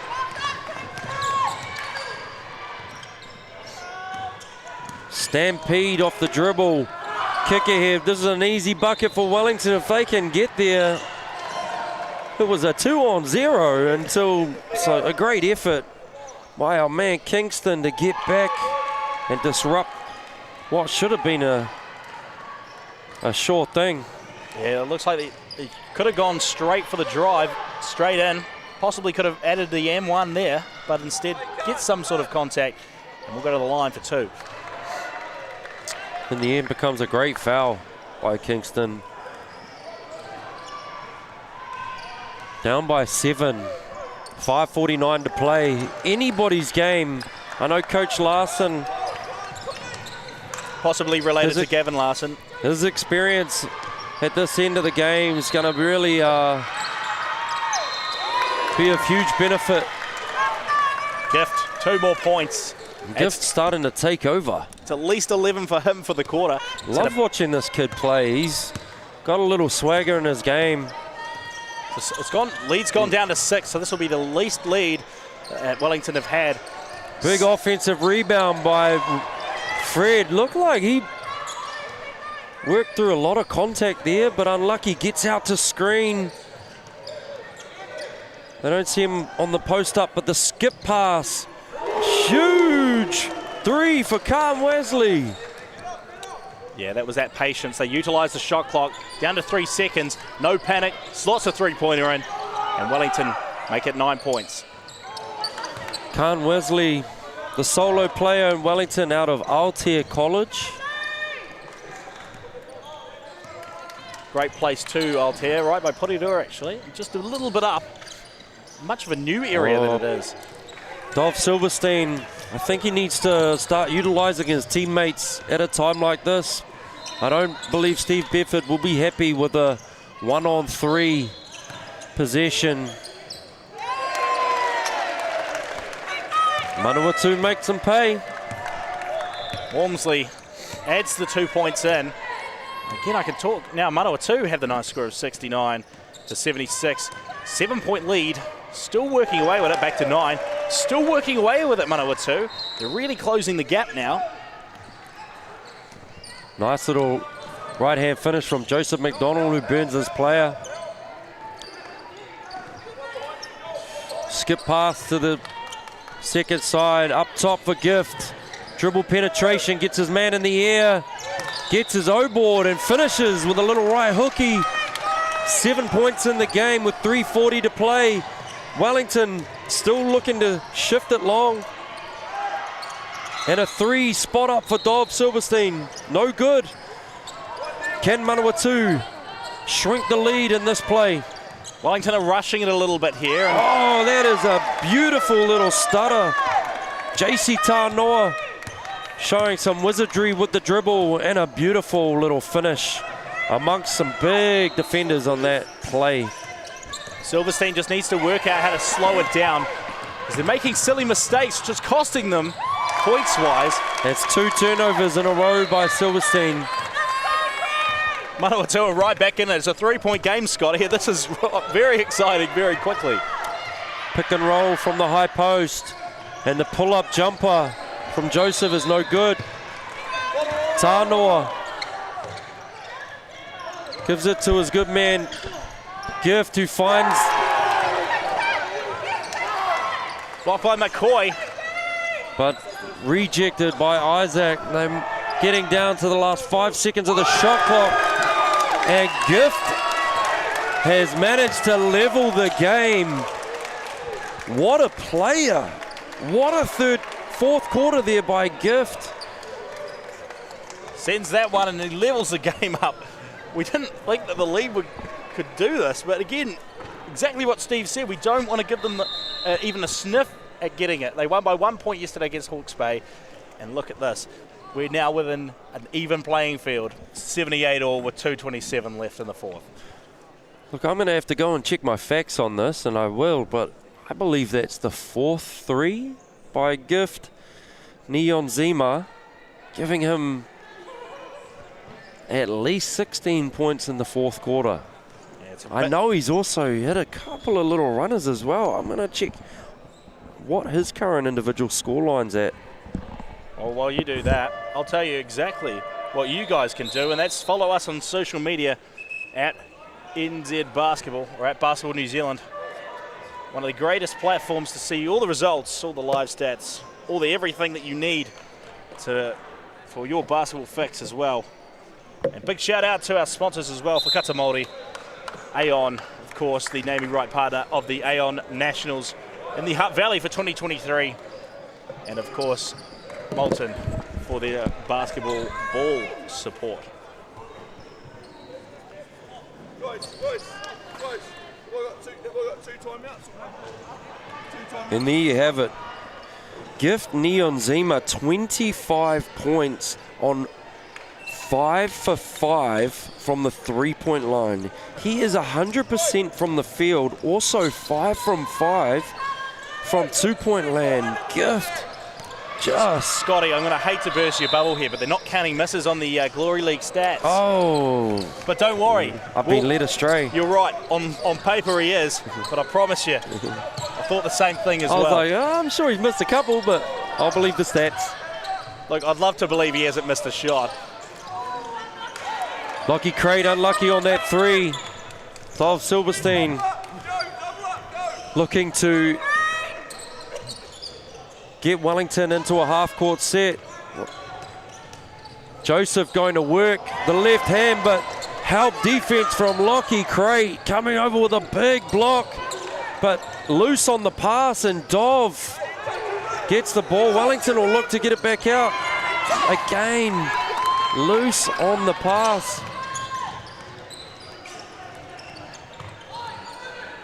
Manawatu having a chance to take the lead. Not through Tanoa, can't connect on that 3. Crate drives into some heavy Wellington contact. Come away with it. Quite a loose game of ball right now, particularly at this time of the game. Coaches will want to see their players really look after things. Let's run some action. We get a side on ball, forces a switch, dumps down low, and it's an offensive foul. Yeah, it did look like Troy Plumtree just down the bottom, gave a little bit of a shove off the ball, and that just made a bit more room for him to be able to catch that as well. Just have a look. Yeah, just a little bit of a shove just to clear that and got a bit more room for himself in that key. So good call there. Ball's back in the hands of the very capable Gift, Nia Nzima. You know what would be quite ironic here, Scotty, is we had some time out for a broken hoop, and we could have some time for overtime if it continues like this. This could be the longest game of basketball ever played. Might be holding up the entire tournament now of this game. Joseph looks at it, gets his man in the air, can't finish the runner, kicks out Isaac. Unlucky from the top of the key. And we could have the last possession with 17 seconds and counting with Manawatu. A basket here would be quite incredible. Tanoa loose on the handle. Wellington with 5 seconds left. 4, 3, 2. Shots up. Dov cannot connect, and we are going into OT, ladies and gentlemen. Tell you what, Scotty, they had their chances that whole last minute. No shots were made, and we've been stuck at 78 all for a while. These guys really need to work on their shooting, but look, they've got another 5 minutes to check out exactly what they need to do. And I'll tell you what, it's going to be intense, it's going to be tight, and I'm looking forward to this one. Told you, we couldn't separate the teams through the four quarters, so we're going to have an extra one for 5 minutes. Coach Larson and Double Dam, they'll be happy with the fight and their young men to get back into this position. And now a chance to continue the momentum that they've had into this OT period. I'll tell you, Wellington certainly on the back foot right now. Just a couple things not going their way. Turnovers are a little bit loose. Steve Bedford, I'm sure he's talking to his players about a plan of poise, a plan to be a little bit better, challenging Gift, who has the hot hand right now, maybe gravitating a little bit more to Gift, ensuring he doesn't have space to catch and shoot. Needs to slow it down a bit as well, I think, because they had a few possessions in that last 2 minutes that they rushed. They got the turnover. Instead of slowing it down like they'd done all game, something said, go for it. And that really struggled there, and it did cause a bit of panic, which you hadn't seen from the Wellington team till that last kind of minute or two. Hadn't seen it all game, Scotty. All of a sudden, a bit of pressure comes on from Manawatu, and it just seeped into Wellington, and now they've got to work it out. And they've got 5 minutes, and they need to do something as simple as scoring more points than Manawatu.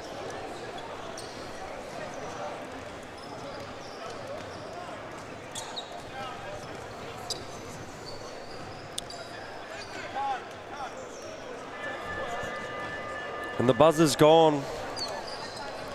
We'll have a Timata Anoa. Looks like it will be Manawatu starting the first possession.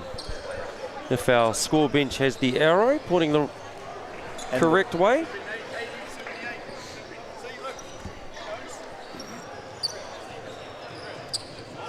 Definitely intense here at the league. Definitely intense here in the stadium. I'll tell you what, there's 5 minutes these guys have to play to find out who comes 5th place in the Aon U17 Nationals for 2023. And I'm glad you're here for the ride, Scotty. It's been wonderful so far, and you're so lucky you get an extra 5 minutes with me. Consider myself blessed, you know that, Liam. Been a roller coaster game, seen lots of lead changes, lots of momentum swings. Had a couple dunks, we've seen some big threes, some beautiful play, and it's Gift again, managing to draw contact. Here we see Gift with the catch, uses the screen and catches Freddie and that big Isaac. Not sure who the foul was called on, but it puts him on the free throw line. I believe McCoy will grab that one, Scotty, on the foul. front, and he might have a couple.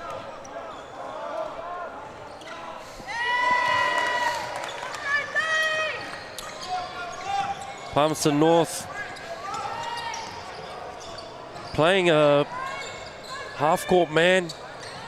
Wellington looking to work, but spacing needs to be better. They're a little clogged up. Dov gets a little backdoor cut, finds Big Fred, who finishes at the rim. And Dov playing very unselfishly, passing it off to Plumtree, who definitely had a better look than him, which is, again, a sign of a great point guard. We see the big man in the open court, gives it back to his PG. And Dov gets the friendly roll. Great to see Dov put the ball back on in the hoop. Wellington playing much better now. They're slowing them down, taking their time, and they're coming up clutch in certain places where they need to. And Wellington back into a man defense, which I believe suits them a little better. Ball in the hands of Joseph McDonald, sees the side on ball, uses it, forces a switch. Joseph going to work, kicks to the corner. Man from Altair College, rebounded by Freddie, gives them another possession. 7 Shot seconds. clock now low, and Joseph shakes, bakes, draws contact, and deep in the shot clock. Manages to get to the line. Here we see him, couple little crossover, little Euro, gets over to his left foot, finds space, can't connect on the shot, but has a chance to knock him down, which he does. When's the last time you went to Palmerston North, Scotty? I was actually on my way back from Taranaki, and I think I took the wrong turn and ended up in Palmerston North. I was like, what? Where is this? So I was there by accident on King's birthday weekend. And what a weekend to have it as well. Gift, well defended, but then pulls him out, creates space and gets past Freddie. Can't finish though. Wellington currently up by 5. This is a big possession for Manawatu. Baseline inbound, they run a play, kick up to the top. Ball with Kingston, creates, forcing it through some big defense. And the ball's gonna switch to Wellington. I'll tell you what Manawatu did really well there. So they created space for their players out wide, but then they just struggled to get through what is a better defensive effort from Wellington in that keyhole than they've played all game. Here we have Dov with a high pick and roll using Isaac. The double on ball. Dov just wants a bit of space now, looks to go at Gift. The running 1-footer, no good. Manawatu off to the races. Get it going through Lucas Mildenhill, up fake, can't get Big Isaac to bite on it, but he gets the kick out, and Gift, mid-range pull-up, no good for Gift either. And he'd be the one that I'd give the ball to as well to shoot it and say, go on, get us some points. He's been shooting really well in that fourth quarter. As we mentioned, had 25 points, about 16 of them at least from that fourth quarter. Just needs to find that form again. Aye. Lockie Crape with the shot clock down, turns the ball over and Dov's off to the races. He's got Lockie, who gets back well in defense. Great mistake response by Lockie to get back, and yeah, but Freddie, Kareem Abdul-Jabbar open highest with the beautiful hook shot off the glass. Looks like Manawatu wanted a timeout there, and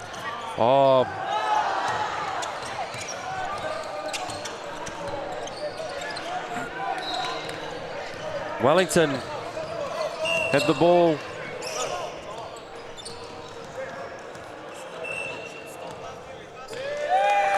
.132 left. Coach Larson wants to talk things over. Currently down by 5.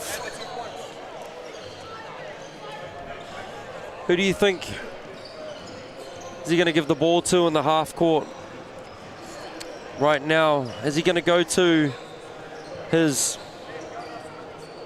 guard Gift, try and get Gift in space, or, you know, to his NZ player in Lachlan Crate? Been a little bit quiet in this last part. He's chipping away, but hasn't connected from range. Well, I'll tell you what, they've got a lot of friends up in Manawatu, but time's currently not one of them.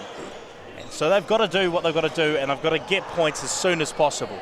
I'll be giving it to Gift and saying, mate, I need some of those threes that you were dishing up before, and I need them now. Because right now, a minute 32 is not long enough to get possession, allow Wellington to score again. They need to take a shot, be prepared to go back on defense, crash the boards, but also have people speeding back, ready for that long lob pass, hope for a turnover, and then continue on that track again. And they've got to do it right now. Look, it's a two-possession game. And minute 32, we are going to see, you know, probably at the rate these players are playing at, probably 6 to 7 possessions. There's an opportunity here for Manawatu to win this game. No question. I don't believe either team have looked after the ball well enough to warrant, you know, being safe in this clutch situation. I still believe, you know, both teams are going to be pretty loose with it, so it's going to favour the team that's down right now. Wellington just side needs on to ball play with Dov and Fred. Fred looks but kicks to the corner, goes up high, down by 6 seconds on the shot clock. There we go. Out of bounds. It's going to be Manawatu ball. 1:16 to play. A bucket here is going to make things interesting, Liam. Absolutely it is. And Manawatu need to score. That's what they need to do. Get the ball in the hoop, Scotty. Put that orange thing in that orange round thing. Simple as that. I wish it was that simple, Scotty. Manawatu will have the ball back. 14 seconds on the clock as well. But again, time's not a friend.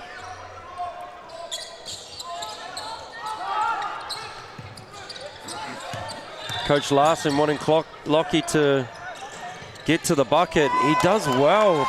Beautiful little pullback and little baby jumper just from inside the paint. Gets it to roll. Manawatu still down by 5. High pick and roll. Looks to reject, but uses the screen. Kicks over to the second side. Joseph, the running floater doesn't go. Ball's with Gift. Gets deep into the heart. Contact and a block. Referees are deciding whether this was a goaltend or not. Here we see a little change of pace inside out by Gift. No, it's definitely... I believe the ball was still going up in that occasion. Yeah, hadn't hit that backboard yet, Scotty. Normally a good sign. Love to know in that scenario, does Isaac get attributed the block? Because had he not blocked it and the ball went in, it would have counted. Therefore, he stopped the opportunity of scoring. It's one part of the rules I sort of feel that's where you should be, you know, should be counted as a block. Yeah, I see your point. But I think you've got to think that he's, you know, the blocks only happened possibly because he's been contacted illegally. As the ball come back for Manawatu. Over the line. Shoot 2 more. Certainly a foul there. Money hitter, Dankwa. Impacted his cylinder as he went up the right hand. It's going to see Kingston go to the line. Kingston with the O board. Jumps into the body of Khan Wesley. Big boy Khan Wesley. And he's a big free throws coming up. Managed to get the first one. I'll tell you what, that paint's becoming more busier than State Highway 1 on a school holiday. It's desperately trying to get as many people as possible in there, crashing the boards, and getting opportunities just like this one to get ever so closer to Wellington's lead. Yes, Craig's pushed him off the ball. Referee's got a foul. Let's have a look at this. Watch that left-hand side of the key. You can see it's given him a big shove. Yeah, it definitely got an advantage and got the rebound because of that one as well. He's much taller than him as well. He doesn't even need to do that. And we'll just check to see if we're shooting two. We should be shooting two. No team control. Both teams in the bonus.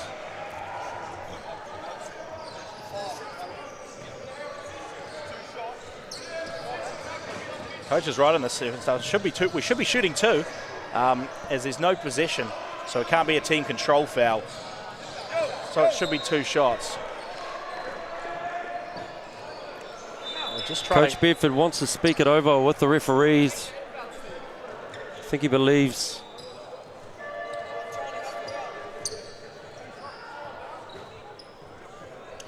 That his team should be shooting free throws. Well, let me explain this to you, Scotty. So the only way that you can't have free throws is a team control foul.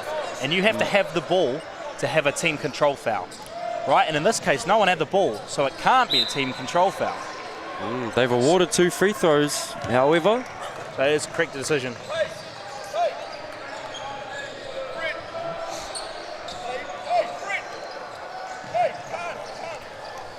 It's going to be Isaac McCoy going to the line. Spent most of his years at St. Bernard's College in Lower Hutt. Transferred over to St. Pat Silverstream this year. St. Pat Silverstream currently leading the local Wellington comp equally with Wellington College. 2 teams both undefeated. Here we are, Manawatu. 18 seconds, Lockie gets to the bucket and one! Craig really took it on his right hand, drove right into the contact, and he could potentially make this a 1-point game, Scotty, which again might see us in another overtime, which I hope not. I really want a winner here, Scotty. Manawatu deserve it, Wellington deserve it. Both teams have really played their heart out, and it's coming right down to the last few seconds.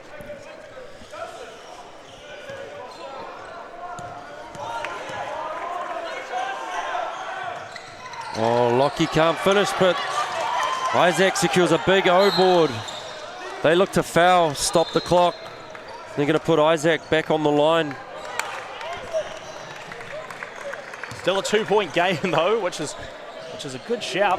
Managed to get a few seconds off the clock, which I think is very important. Isaac's only got to miss one. Manawatu will have 11 seconds left and an opportunity to either win it or tie the game. Isaac makes 2. Makes things a whole lot more difficult. Now here's a question, Scotty. If you make the first, do you do the deliberate miss throw? Try and get that ball back off the rim and maintain possession? Or do you try and sink it to become a 3-point game? Oh, look, I would certainly be going in to make the basket, which he does. It tickles the bottom of the twine. Manawatu off and running. They get it to Lockie. Kick out, gift, pull up, jumper. Oh, tied game, 88 all, 4.4 seconds left. Gift continues to the tournament. I was just about to say to you, Scotty, give it to Gift. Let him show you what presents he's got for you. And he got it right there. Scores the 3, levels the game, and boy, do we have another show in our hands. 4.4. Do you know what this reminds me of, Scotty? The grand final last year, under 17 nationals. I'll tell you what, it just happened like this, and I'll tell you what, Wellington will get that ball. Who's going to be the Hugo Gonzalez and score the points to Wellington and send them for victory? Wow, interesting to see what Bedford can draw up here. 4.4 seconds less. I'm sure he's going to look to advance the play into the front court. Who do you give the ball to, Scotty? Who do you give it to? Oh, I don't even know who's going to be on the court there, Liam. But, I mean, right now, do they give it to Dov to look to get in, create, find his shooters? Do they look to Troy? Okay, maybe in some sort of post-up position, get him going at the bucket and just drawing contact. Someone just needs to draw contact, get to the free throw line. I got one for you, Scotty. Coach's position. You're in this exact position on court. Are you giving it to the player that says, coach, put me in?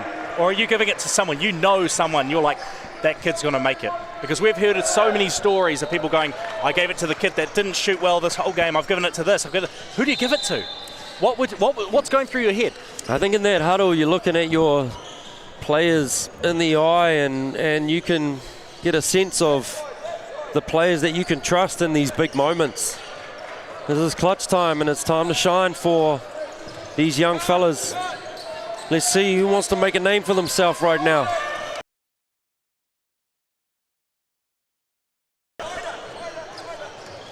Possibly some of the most exciting basketball we've seen all tournament.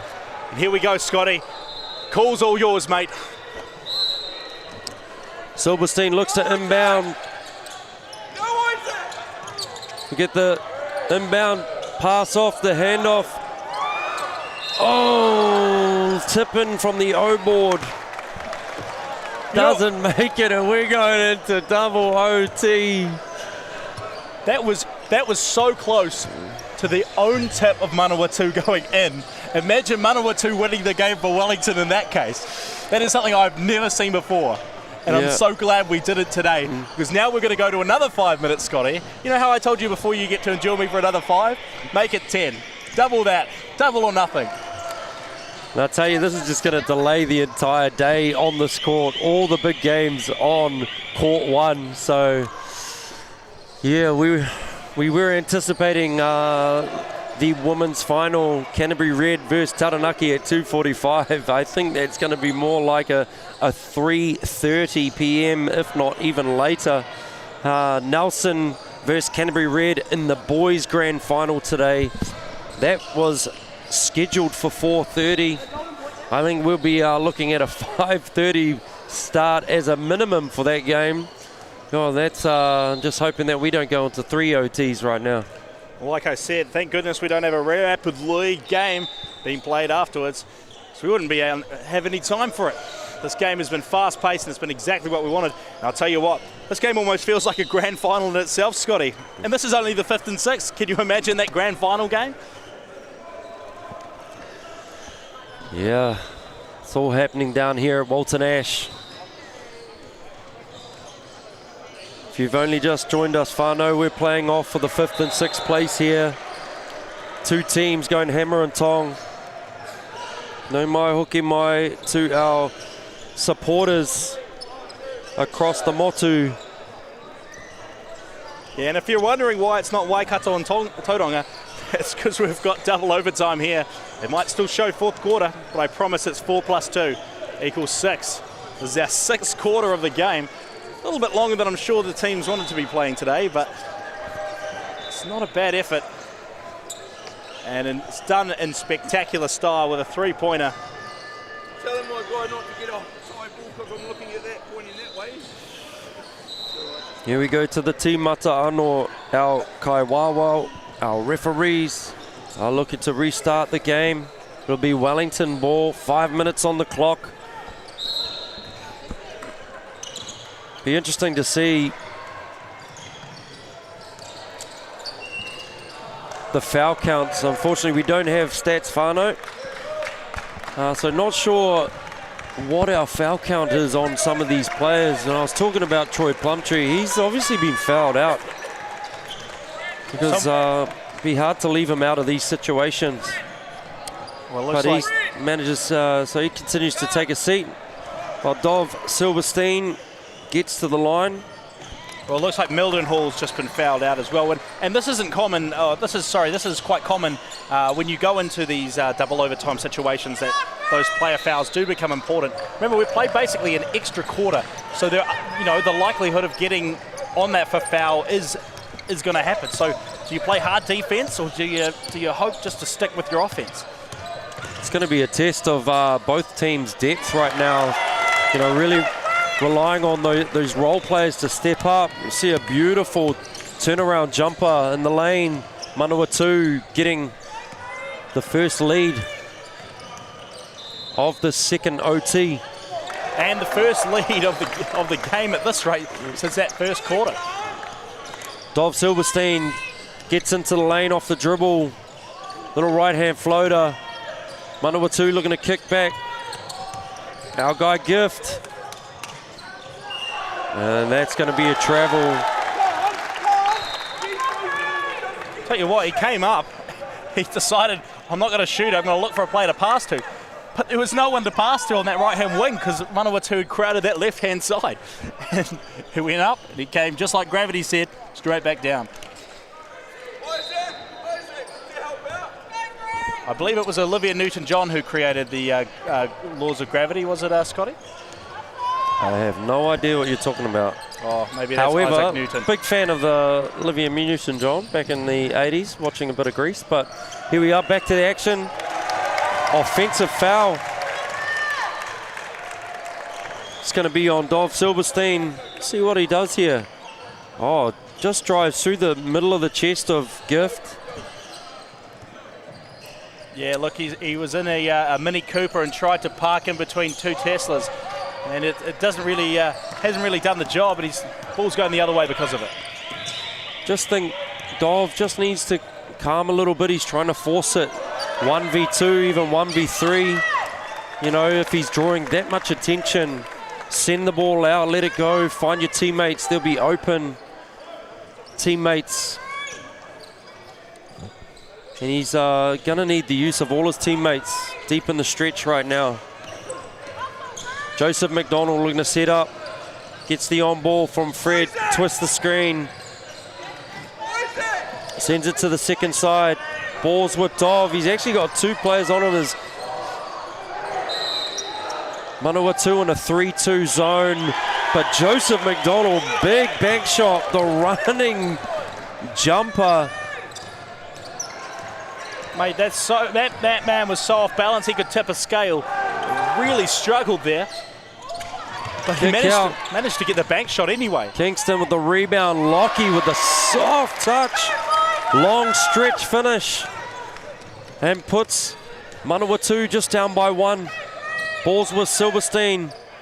Gets the kick across. Joseph. Wellington very stagnant in their half-court sets right now. And not really creating much. As we look at that off-balance shot again, Scotty, just look at him. He's not going straight. He's going from right to left. I mean, these aren't great looks for Wellington. Not much player movement, not much ball movement. With Manawatu sitting in a 3-2 zone right now, I'd like to see them space the floor a little bit better and really get the ball moving, get some cutting action, open up some lanes to get into, open up space to kick out for shooters. Right now it's very stagnant and struggling to get good looks. As Lockie Crate brings the ball up for Manawatu, gets a look. Gift peeks at the rim, little short on that attempt. A bit of a push off the ball as well. What we got here? We'll have a quick look here at that we go, one. Gift with the Kurififi Toru. And the push off on the O board is going to send Wellington to the free throw line.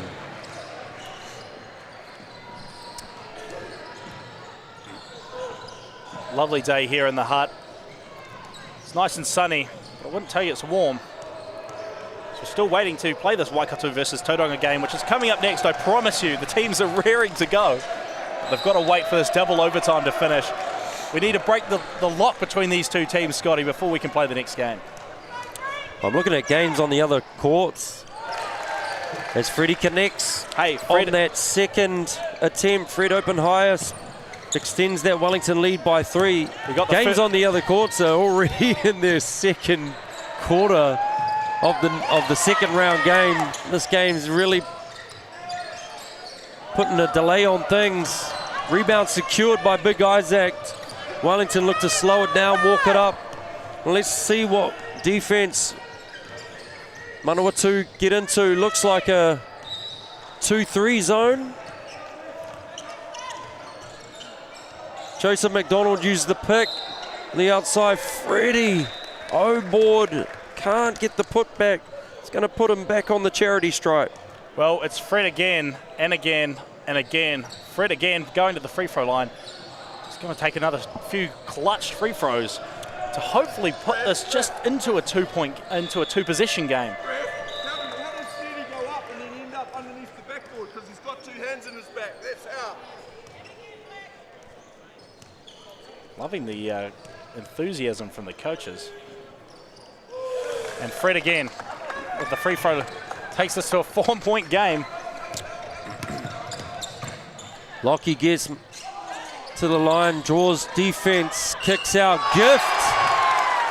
A huge play by Gift. Gets a little double pump action while in the air. Finishes off the glass. The kick out attacks the closeout and draws contact on Fred Oppenhiest, the Wellington big. Just going to put him on the line for an and one. Possibly Crate under the hoop just after that basket. Gave a little bit of a shove and a how's your father, but that's all right. Part of the game. And takes it to 2 points. We're a 1-possession game again with 1:30 to go. And it feels like deja vu. Nice little drop off to Isaac. Finishes from close range. His big Lockie Crate brings the ball up for Manawatu. Kick across. Fairly disorganized at the moment. Huge rebound from Kingston. Kicks out and they get another look at it. Gift with space. Gift continuing his hot form. I'll tell you what, starting to feel like what Olivia Rodrigo said when she said, do you get deja vu? And I absolutely do.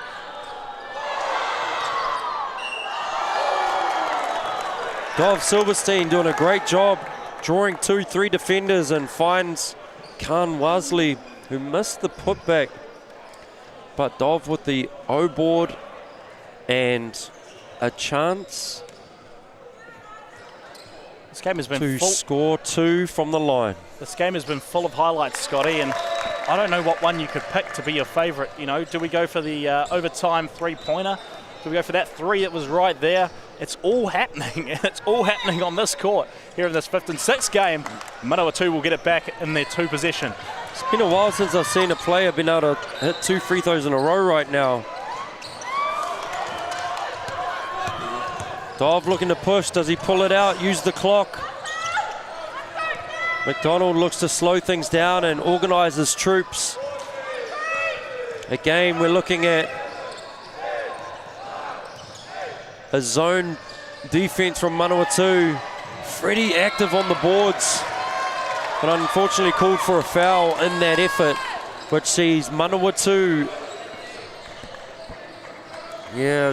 just hooks. Number 4, Reti Mana Mataki from Manawatu, and it will see young Reti Mana on the free throw line for Manawatu. This is really intense, Scotty. There are so many people here watching this game. People that are watching the other courts. People that are hanging out just to see who wins this game. And that free throw there just goes bigging by Maitaki, who's been brilliant all game. He's really helped this Manawatu team come into the 2nd overtime.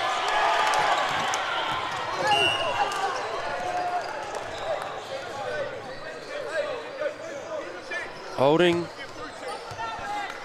Possibly had a question for an unsportsmanlike there.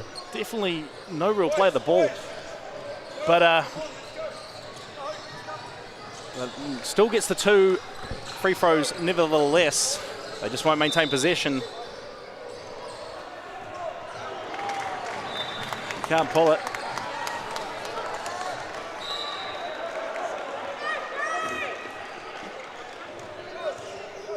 It's so intense that even the directors in the director's booth are giving it to us.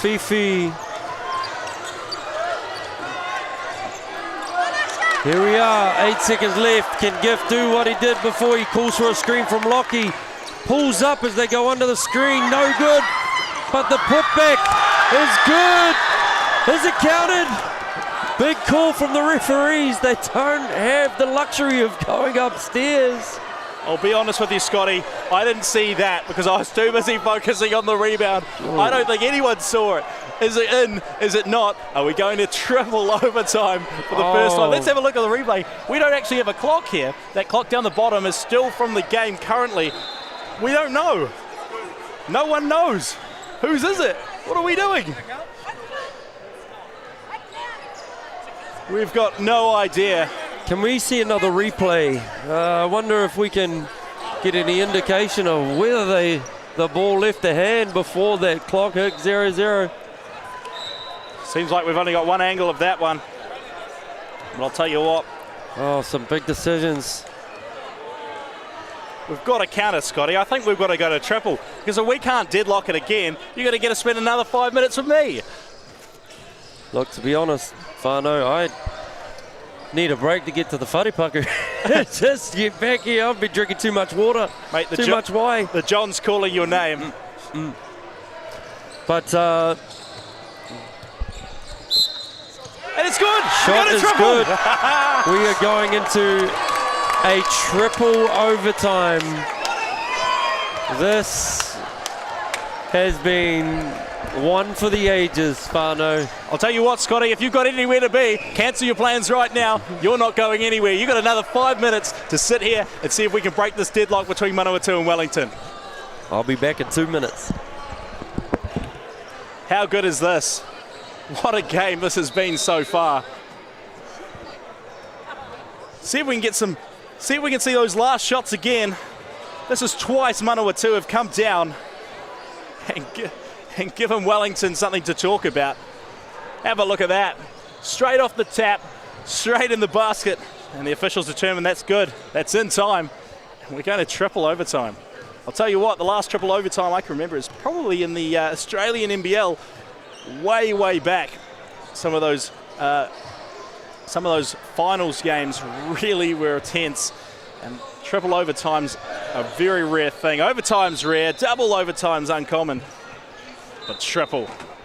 We are in for a treat here, ladies and gentlemen, here at the Aon U17 Nationals 2023 at the wonderful Walter Nash Centre here in the Hutt Valley. Was it good? I'll tell you what, this is tight. It is so tight. We're going into third.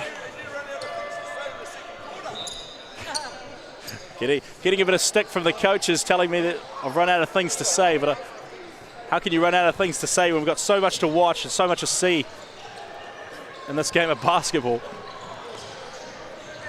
You know, Wellington said, we hope we don't lose the lead. We need to keep playing like they did. Manawatu turn on the Jets. The Manawatu Jets, that is. Look where we are now, triple overtime. Let's have another look to see exactly what happened there. First miss, and then you know it. Straight back in. It's done the job there. Kingston coming clutch. Final seconds. And the milliseconds leading up to that, in fact. What a game this is. A few fresh faces on the court leading into it. Looks like Tui Howell's come onto the court. Haven't seen him much this game, if at all. And we should start with Manawatu's possession to start this third overtime. Scotty's back from the John. I'll tell you what, Scotty, we are in for a treat.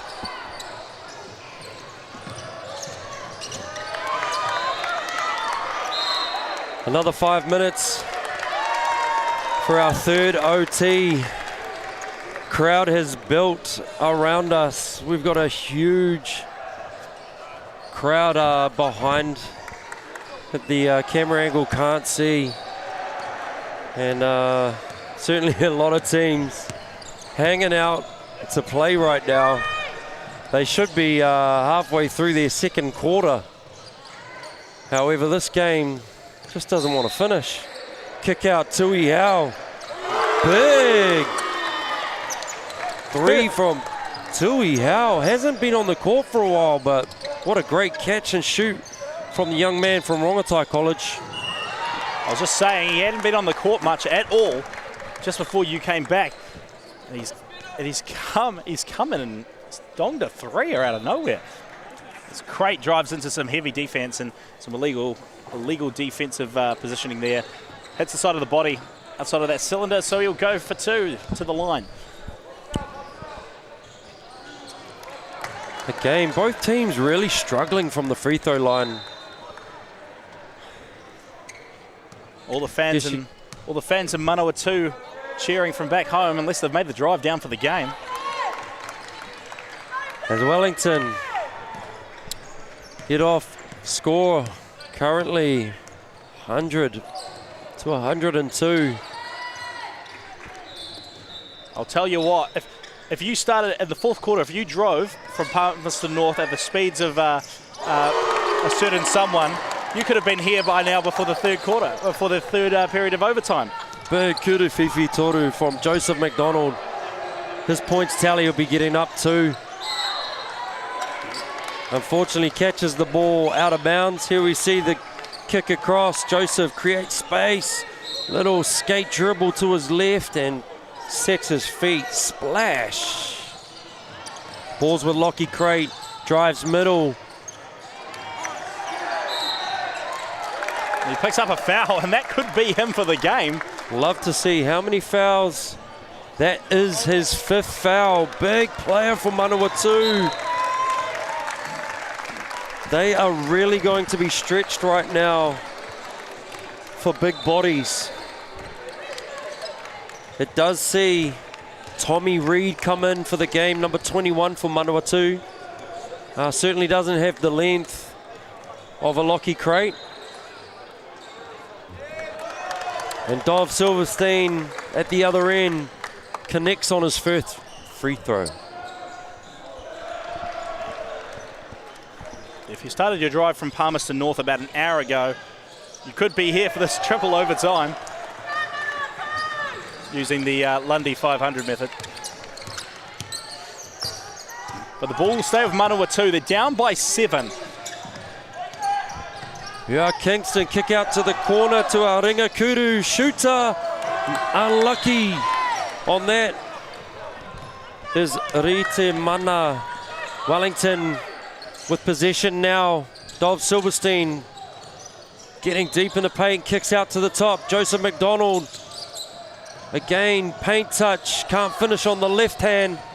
Gift out and running. Defended. Oh, they put 2 on the ball. Does Wellington. Tommy Reid looks to give. Kick out to the top. Catch and shoot. Gift is no good. Wellington secures possession.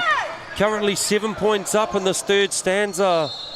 And maybe it is the depth of Wellington right now that is going to just favour them in this third overtime.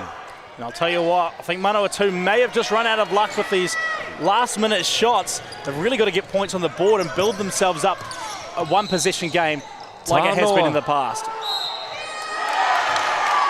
Tanoa does a great job getting inside and finds the new man, Tommy Reid. Gets his man in the air. You'll see Tanoa, a beautiful cross right to left, finds his man and gets Isaac in the air.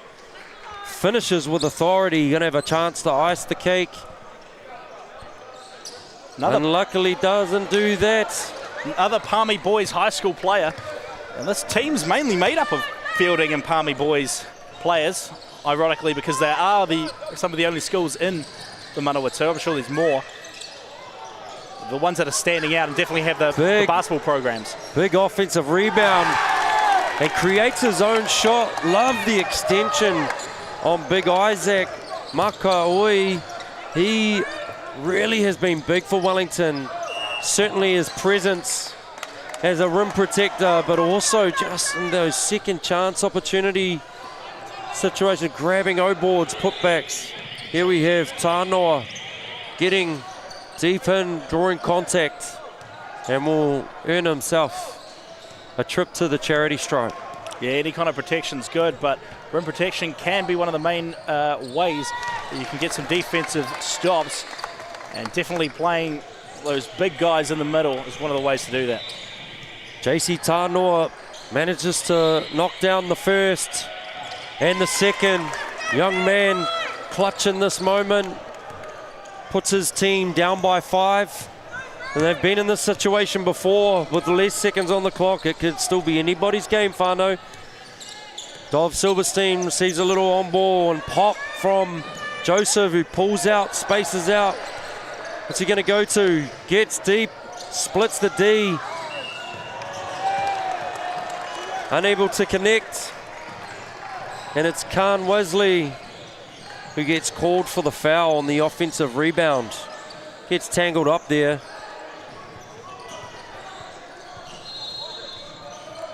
Yeah, and those... Oh, excuse me.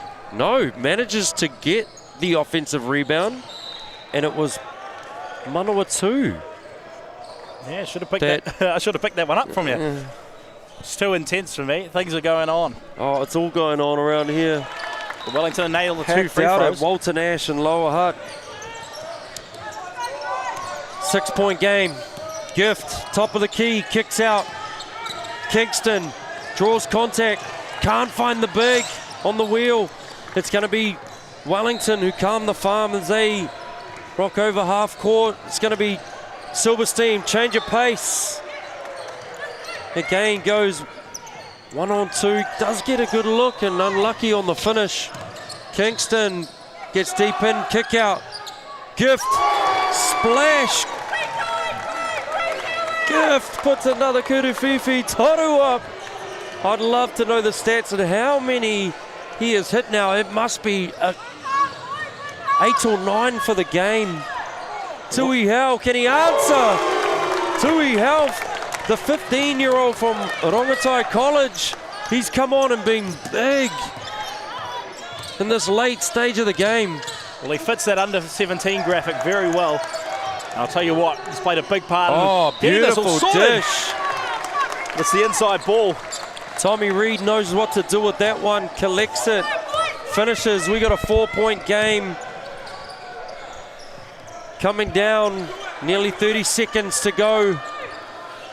Wellington now under 10 seconds in their shot clock. Dov Silverstein kicks across second side. Joseph rips baseline, draws enough contact and will earn himself time at the charity stripe.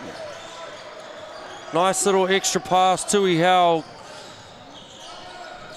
Yeah, he did what Wellington have been doing really well all game, which is driving to the basket.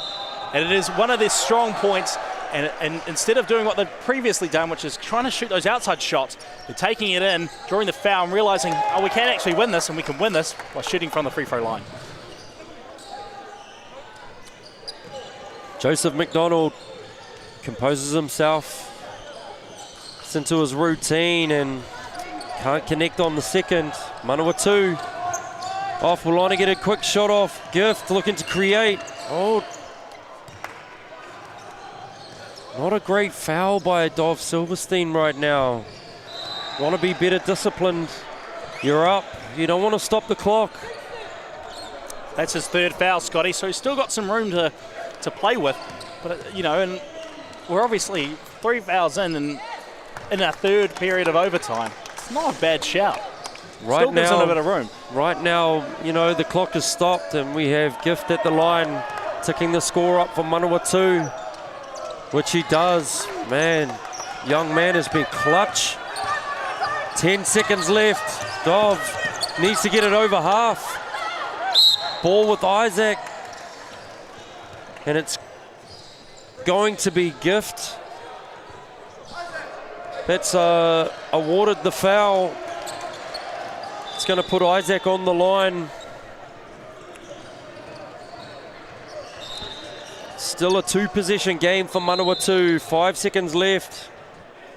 Either way, they're going to have to get a quick shot up and then quickly foul to put Wellington back on the line and have another go, hoping that Wellington miss both free throws, which they do. Here, gift 3, 2, 1. He's done it before, but this time, oh, no! We got to give it up to this young man. An outstanding game. That is excellent. This is just outstanding. What a game of basketball, Scotty Richardson. 3 quarters of overtime, and finally we've broken the deadlock. It's 114 to 111.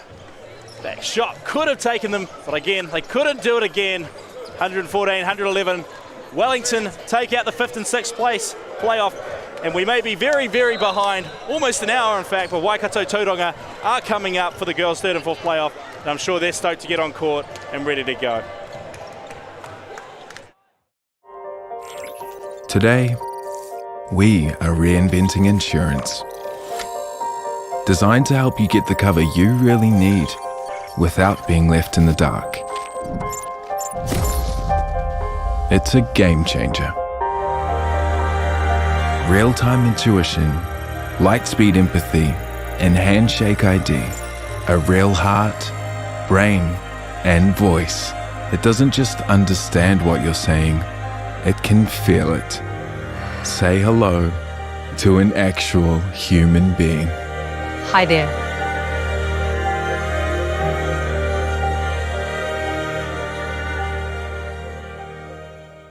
This is a call to action. It was really hard to try and keep it together every day. I need some help. Simple tools. Is he here with his body or is he up here with his hinengaro? For parents in need. E tino he hena hau ki te whakapakari, i ahau anō. Tāhua. Mai te tirohanga Māori. Kids don't come with a manual with Nathan Wallace. Ki whakaata Māori me Māori Plus.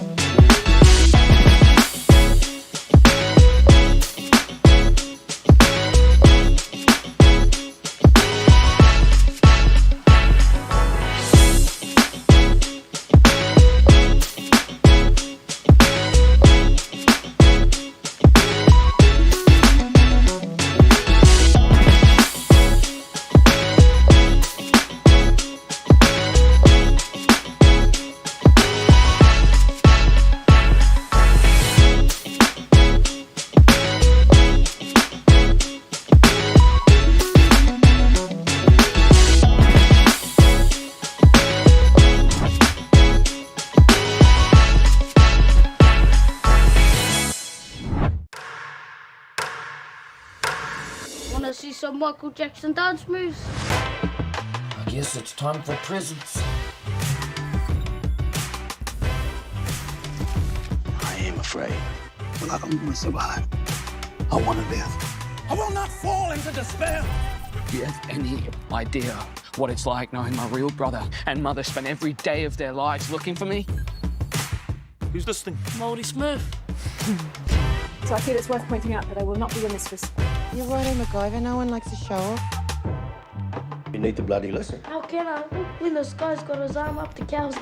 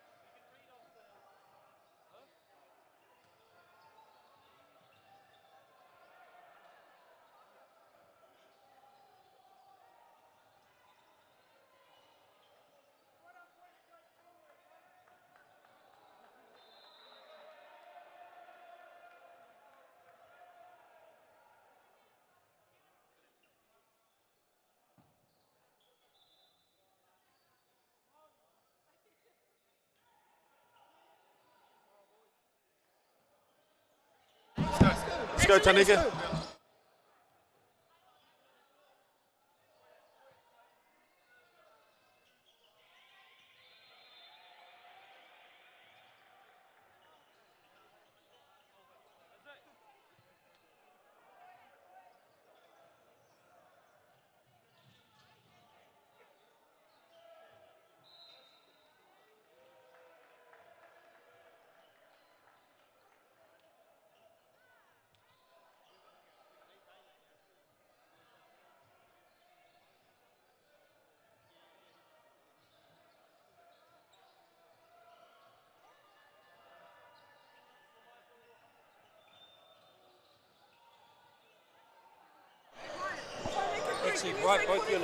All right, welcome to the Walter Nash Centre for the third and fourth matchup on the women's side of the draw. We have Tauranga playing Waikato. My name is Ryan Doubledam. I'm joined by Tanika Ledger-Walker, an injured player from the Waikato team. How are you going, Tanika? I'm doing good, thank you. So excited to be here. What kind of insight can you give us about your Waikato girls here in this third and fourth matchup? Well, we have a very fast team, a very well-rounded team. I think this is a pretty good matchup. We played each other 7 times this year, so they know each other well, and it should be good. Who's got the most wins in these 7 matchups? I think we have the most. I think we've lost twice. So 5-2 in favour of Waikato as we sort out the score sheet. Your girls going down narrowly yesterday against Canterbury team? Tough game. They're a good team. I actually think they might take it out tonight. But yeah, I think they've got a little bit more talent across the board than the Taranaki girls. I did say whoever won our game yesterday would win the whole thing, but we'll see. We'll see. All right, so we've got a jump ball coming up shortly between Kiritana Patia and Caitlin Hull. Kiritana with a bit of a height advantage. Yeah, as much as I'm on Waikato's side, I think Kitty's got it. Now this game's running about 45 minutes behind time. We had an issue with the backboard in the first game, followed by a triple overtime. That was your team, Ryan? It was my team. Unfortunately, we went down to Wellington in the 5th and 6th playoff. Good game, though. Two overtimes is pretty hard. It was 3 overtimes. 3? Yeah, it was triple overtime. Oh, yeah, then you went into 5 minutes, yeah. Teamless. Tauranga controlling the tip. Kate Gilleen on Sophie Rogers. Some good early ball movement by Tauranga, side-to-side action. Waikato in a man-to-man defence. Oh, tough shot. Oh, good finish. Ihipera Nuku with the right-handed floater. Give Tauranga the early lead. Timipara Walker with the ball. See what she can do. Oh. Corner pick and roll. Travel there. Travelling violation. Teresa Biladi.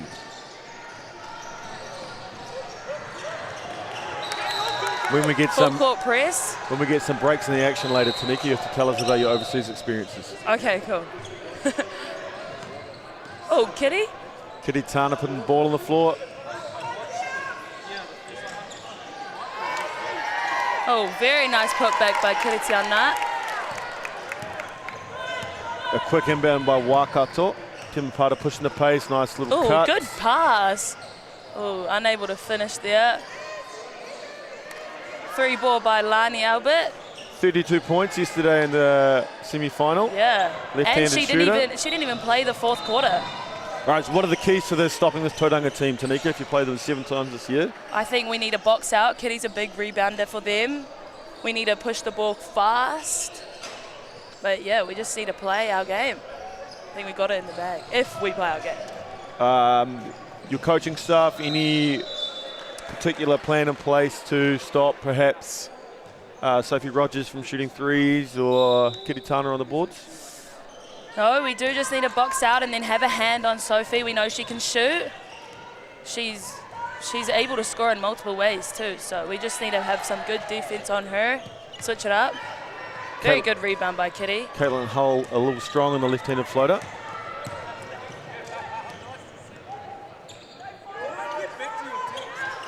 Dead ball up top. Good Kitty defense. Tana looking to find some teammates. High hands on Sophie. Another 2? No. Lani with the rebound. Very nice kick ahead. Waikato looking to push the pace early. Is it a design plan? Yeah, just push the ball, get out and running, run the lanes. It is day 4 after all, the 7th game for each team. Yep. Fitness playing a factor. And this is for a medal too, so. Yeah, rose gold. Strong defense by Caitlin Hull and Kiritana Parks here. Very nice turnaround by Kiritiana. Sometimes better offense beats a great defense.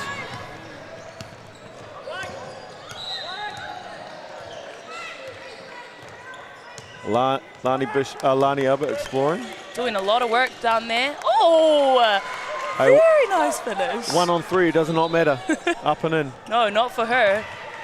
Turnover by Tauranga. Good backcourt pressure. Timapata Walker with the steal. Getting things sorted at the top. Setting something up here. Oh, another drive by Lani. I think if they keep letting Lani Albert Niha go to her left, they're going to be in a bit of trouble. Yeah. The Hutt is committed by Sophie Rogers of Tauranga. Don't want her in foul trouble. Oh. And we have a 5-second violation. Good defense by Tauranga inbounding.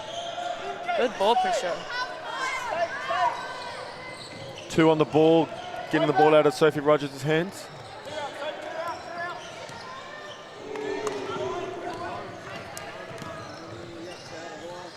Kiritana up top. Very good ball movement by Tauranga. Oh. Off balance shot by Tarina Timu.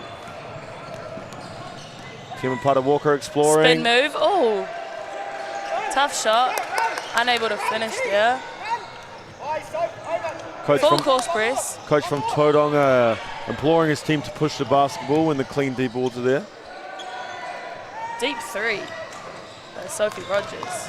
Don't want to get her hot. That's a major part of her game, right? So yeah. Can't give up too many clean looks. Lani back to her left, and it is in. Tough finishes. They do need to stop her on her left side, push her to her right maybe. You would think after 7 games that perhaps you'd force her right, but I'm not the coach. Out of bounds substance for Tauranga. Jada Ormsby in for Tarina. All right, what's Waikato got here in this half-court set? 6-all early, first quarter. There we go, back to her right, helping out a strong side corner. Travel.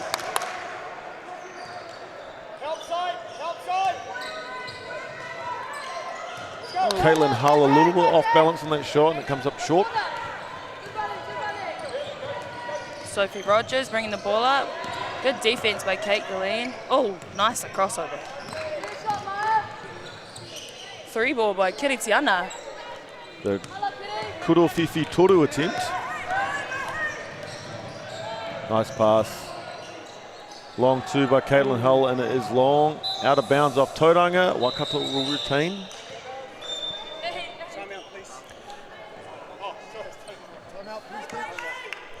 And the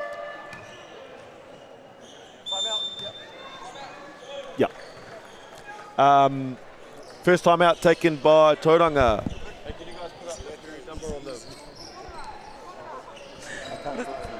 Wait, what?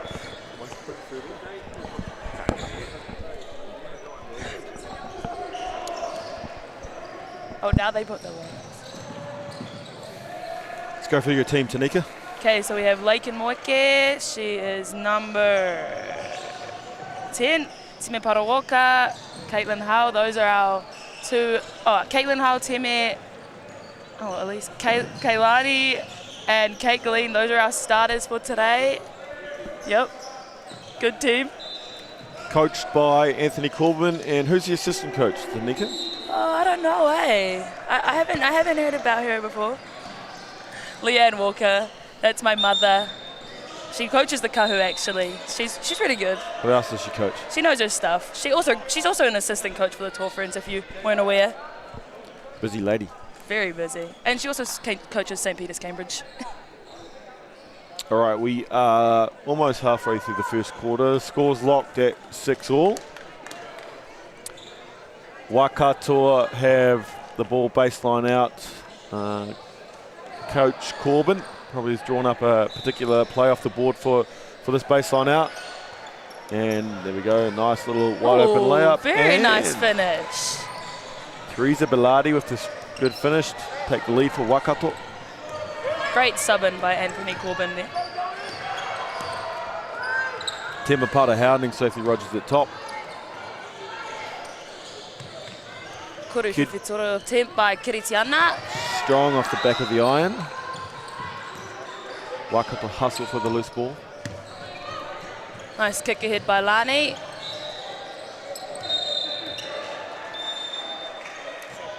Lani Albert back to her favoured left hand and draws the Hutt on. As we see here, a right to left crossover. Foul by helping number out a 6. strong side corner. Yeah. And Lani Albert will go to the line for 2 makawhiwhis.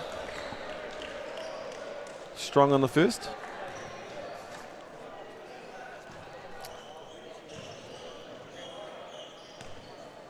Second makawhiwhi coming up. As the score bench figures out the team fouls as well as the timeouts.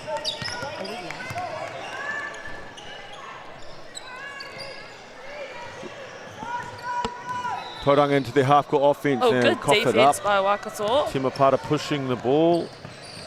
Goes herself. And one. And another Hara committed by Tauranga. This time it will be on Bailey Putt. Nice little hesitation here. Draws the third team foul by Tauranga. Bailey gets out of her cylinder and forces the ref to call a foul. And the first makawhiwhi from Temapata Walker is good. Any trends you've noticed over the week, Tanika? For style of play? I think we see a lot of more positionless players now playing everywhere. Everyone's a bit more dynamic. You know, you don't really have your forwards and your guards. Everyone's a bit more, they move between the two. Yeah, which I think is good. Particularly for your team, everyone's about the same height, right? Yeah. Little 1-2-2 press out of the free throws. Trying to speed up Tauranga. Mishandled by Sophie Rogers. See what she can come up with here. Dead basketball. Oh, nice. Oh. That was a tough shot. The Korowhiwhi Toru is good from Sophie Rogers. As well. Had 2 hands in her face. Lani Albert, the willing passer, gets the assist to Kate Gilling. Very nice pass though. Good shot. Rogers. I thought she was going to shoot that. Yeah, that's why Lani Albert had to close out chase hard. her out. Yep. Tim is off. I like the pace that very fast. Waikato has been pushing the basketball. Yep. They can tire out this Tauranga team then at the end of the game. It may pay some off. dividends. Yep. As you see the full court press, trap. The trap. Kiritana, a capable ball handler in the middle of the floor. Nice passing. The Hara committed by number 17 of Waikato, Caitlin Hull. We'll get 2 makawhiwhis. Subs coming in for Kiri. Oh no, Bailey and Kiri. Maya and Ihi. For Tauranga. Now, this age group, you're allowed to play zones. Yep. Majority of teams play zones. Are you a fan? I don't know. I think zones are good, but if like it's kind of lazy D. I don't know. Different opinions, you know, but I do think you should be able to defend man on man. Oh. Yeah. Backcourt turnover by Lani Albert, and then a second foul committed by Caitlin Hull. A little too aggressive there as Temapata Walker joins from the opposite side. Yeah, I think the zones don't showcase our best basketball and perhaps don't allow us to grow as decision makers and on-ball defenders. Although I did just go to the Asia Cup to watch our tour friends play, and Korea ran a zone. They did? And I was actually quite surprised. I was like at an international level running a zone, but Right. Normally you see man-to-man, and then we struggle staying in front at the international level because we probably don't get as many quality reps in man-to-man, whether it be on defense or offense. But yeah, we do see it though. It is valid if you can play against the zone. I mean, it is hard to score on a zone, though, sometimes. Right. So if we're trying to grow the spectacle of basketball, perhaps looking at some rules around zones could be beneficial. I am a proponent of banning zones at either under 17s and or high school. Are you allowed to play zone in high school? Senior high school. 15s and under though, eh? No zones. No zones, Yeah. yes. But I'm saying all the way up, either at this tournament or our secondary schools, perhaps even both, where we get rid of zones so we can have more and more reps as decision makers in man-to-man defense or on-ball defenders. Yeah. I just got to get the right people to listen to me and we can get rid of them. Very nice too by Taya there, going through 3 defenders. Waikato built a 7-point lead with 2 minutes to go here in the first quarter. Sophie Rogers at the top. What has she got? Very strong drive, but good hands by Teme Parawalker. I noticed that a lot in the girls' games is when they drive off the wings or from the top, there's almost like a magnet, and a lot of time they bail out the driving player. Put their hands in, yeah. So I'd like to see some more discipline from a lot of teams where they just wall up and make them take tough shots. Yeah, I agree. I do agree. It's kind of annoying to play against too, because the game stops so much because the refs are always calling fouls. Well, was it your semi-final when there was like 56 fouls yesterday? 3 of our starters were fouled out. And one of those was Lani, who had 32 points. Nice move by Tauranga's Nuku there, the glass floater. Yeah, I think we just played a triple overtime game and I'm not sure we got close to 56 fouls. Yeah. Nice skip pass by Tim Parawalker. Nice little mid-range jumper there. Unable to complete. Ooh. Side-to-side action from Tauranga. They moved the ball very well. Yeah.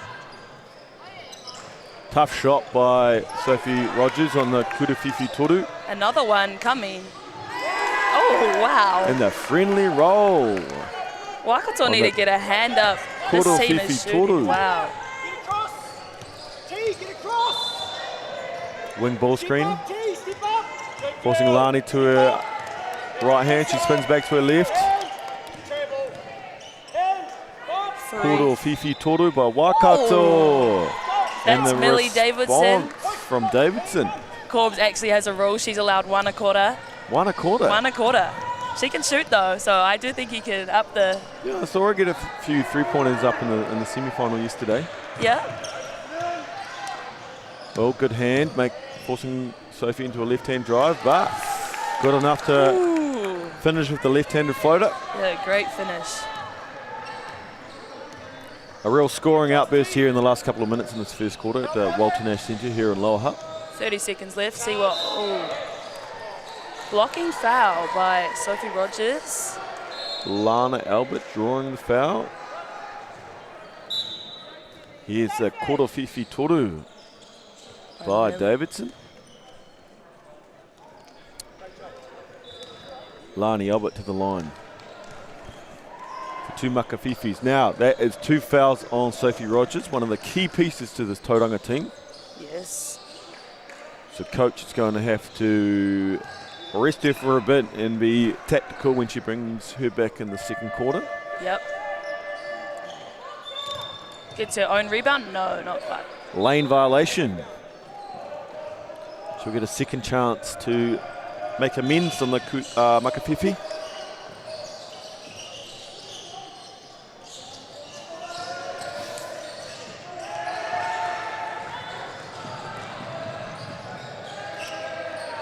And she does. 22-17 with 20 seconds to go here in the first quarter. Tauranga should hold on for the last possession. as they commit a backcourt violation. The commentators curse, favouring the Waikato team. See what Waikato can come up with here. They have 15 seconds. They should, right? They should get the last shot. Hopefully. Hold it till about 8 seconds and get some sort of ball screen perhaps at the top. Maybe a little one-on-one play for Lani. Draws, takes to the right side. She can get back to her left. Ooh, tough pass. Perhaps a little bit early in the shot clock. Can they get a shot away here? No real urgency by Tauranga to get it up. Oh, not quite. Not quite. Wow, 22 to Waikato, over 17 for Tauranga. That ends our first quarter.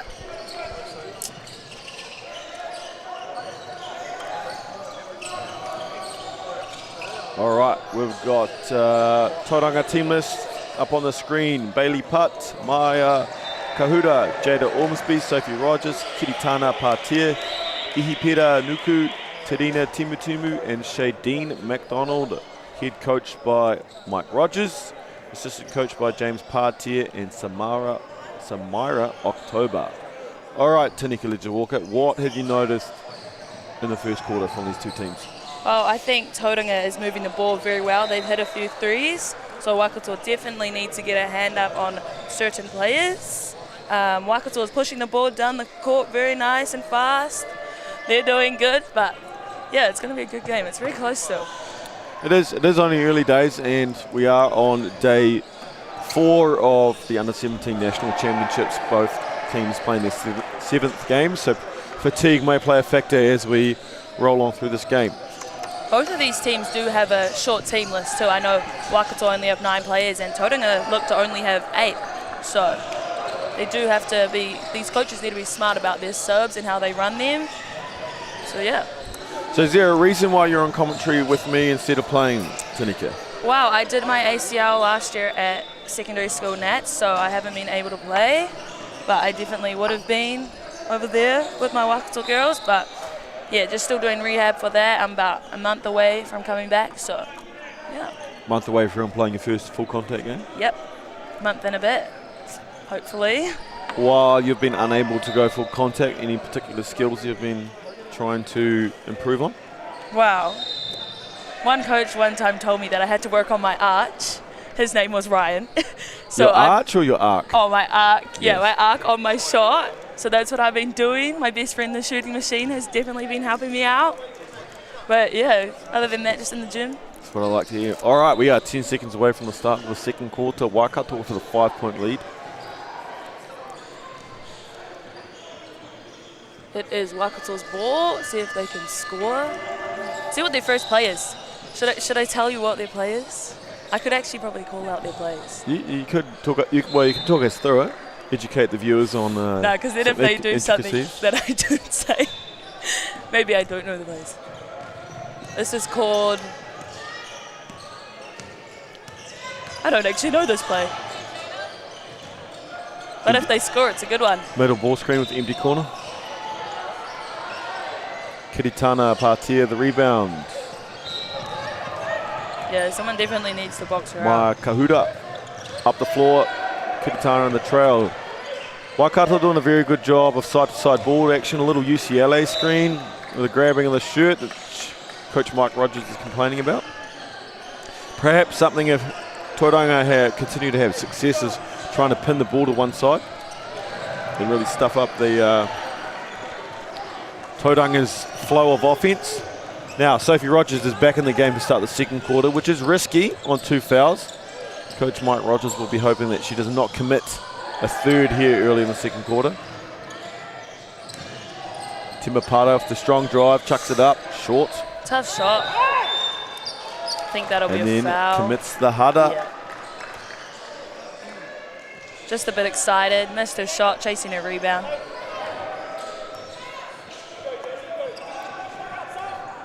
That is her first team foul. Oh.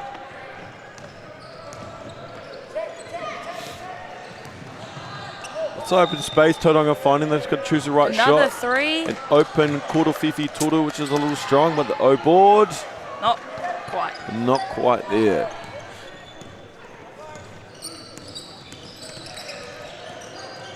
Nice pass, baseline jumper, strong. Timmy are coming from the behind. No. Gets the tip to try and keep the ball alive, but tips it out of bounds. Tauranga basketball. Sub for Tauranga, Ihi for Maya Kahura.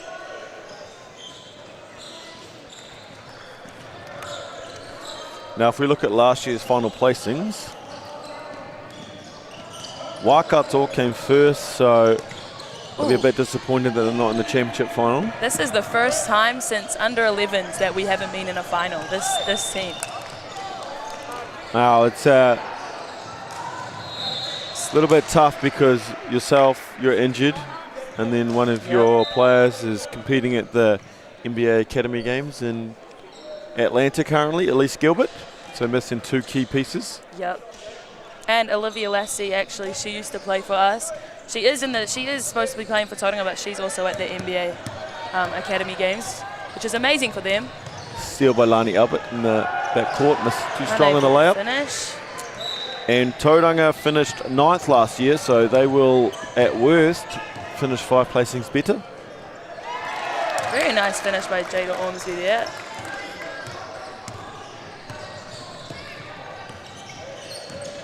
Cutting the deficit to 3 points. Lani, being the smart player she is, continues to go to the right-hand side, allowing more space to use your left hand. Ooh. Strong drive, forcing Tauranga to commit the Hutt. Foul is on number 5 from Tauranga, Terina Timu. Just stepped over a little bit too late, I think, for that help defense.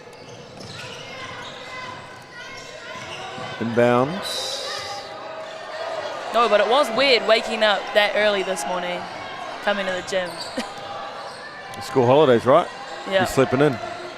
Yep. But we've never had to wake up that early. Oh, for the game. I get what you see. So you're saying last day. Yeah. You're not used to playing this early because you're always in the championship final. Yeah. You have to go a couple places better next year, then, eh? Hopefully. But you will be under 19s, correct? Yes, correct. Bottom age under 19s? Hey? Bottom age under 19s? Yep. Most of this team actually will be bottom age 19s.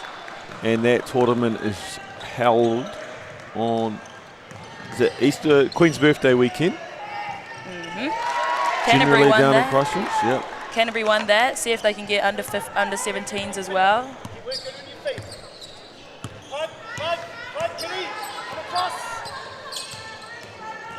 Power.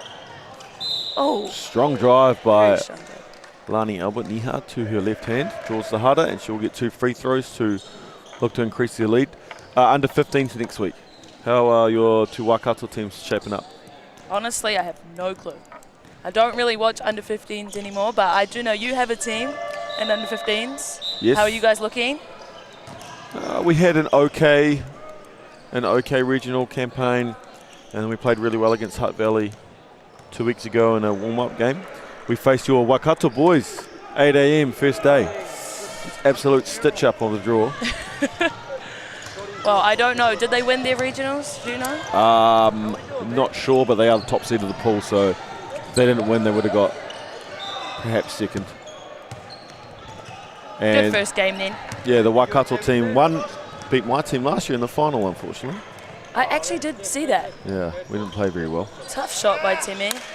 Very good rebound though. Tauranga ball. I am, all the times I've tried to beat Waikato, I still haven't won. Maybe this year is the year, Ryan. I'm hoping. All right, approaching the midway point of the second quarter. Waikato holding a slim margin of 2 points. Sophie Rogers with the ball. Double post up. Kiritana looking for some inside. Not the best spacing by Tauranga to try and get to the basketball. If they do get it to her though, she's got some decent post moves down there. Kuru Whiwhituru attempt is good by Ehi Pera. Tauranga taking perhaps their first lead of the game, or certainly the first lead since early in the first quarter. Yeah. They are shooting well today.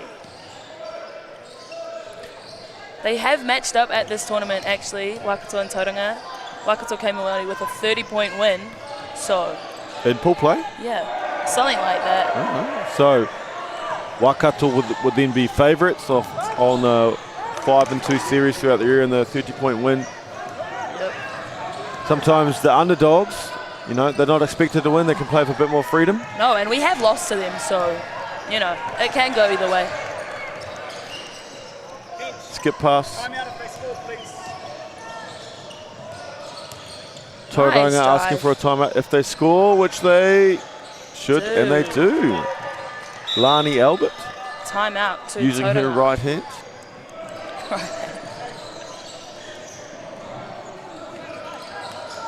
Very nice put back there. Poor inside presence on the defensive boards by Tauranga. And Waikato get the easy two as Coach Leanne Walker providing some instructions, perhaps on the defensive end.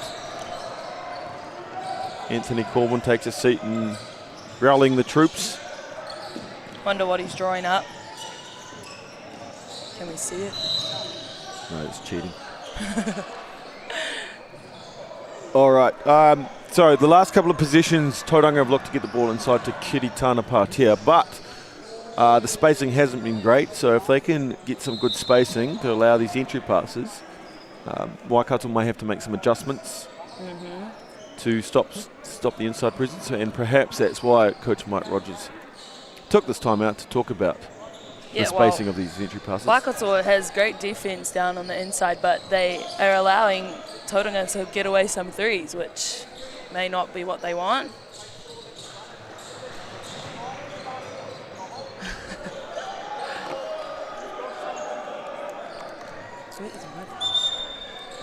All right, refs call time in.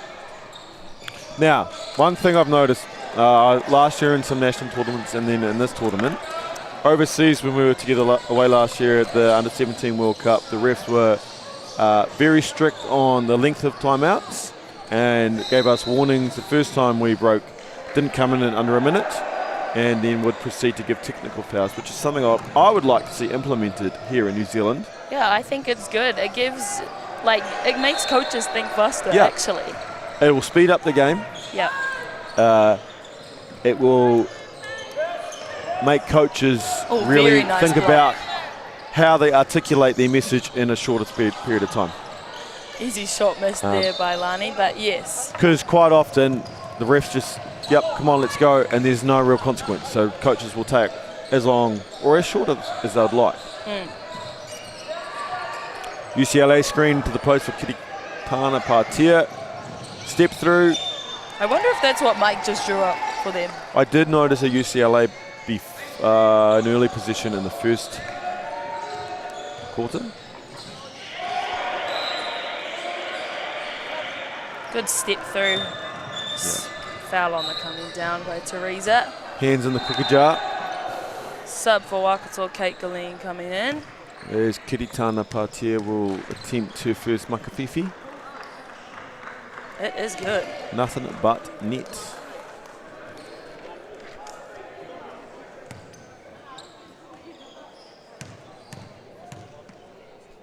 Second is up. And it was good as well. 2 from 2 on the makafifis.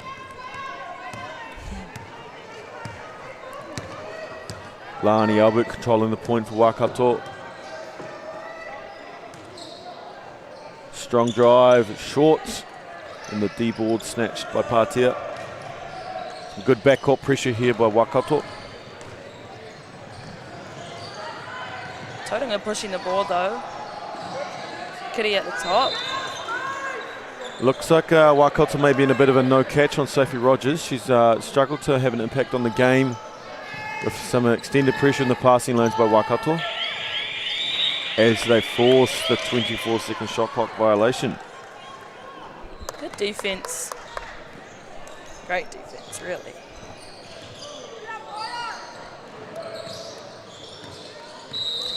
Is it point guard by committee for your Waikato team, or is Lani the main point guard or Tim a part of the main point guard? I think they rotate. Have the goes. Oh, another foul on Sophie Rogers. Foul, the Hutt committed by Kiritana Patea. No, that was on Sophie. Oh, Sophie. 3 fouls. Still in the All right. still 4 minutes to go in the second quarter as well. Yeah, it's a big foul for the complexity of the game, as Lani Albert Niha is long on the Makafifi. She's going to have to sit. That foul was drawn because they allowed Lani to get back to her favoured left hand. Yes. Force her right, sit on her left hand, and she's going to have a much tougher time drawing fouls or getting baskets. For sure, for sure. UCLA. Sealed by Kitty down low. Very strong drive and pass. Nice pass. Turns down the open shot to take a contested. Timapara Walker commits the Hutt. And Tauranga back to the line for some Makawhiwhis. We have a tied game. I did not realise that it was tied.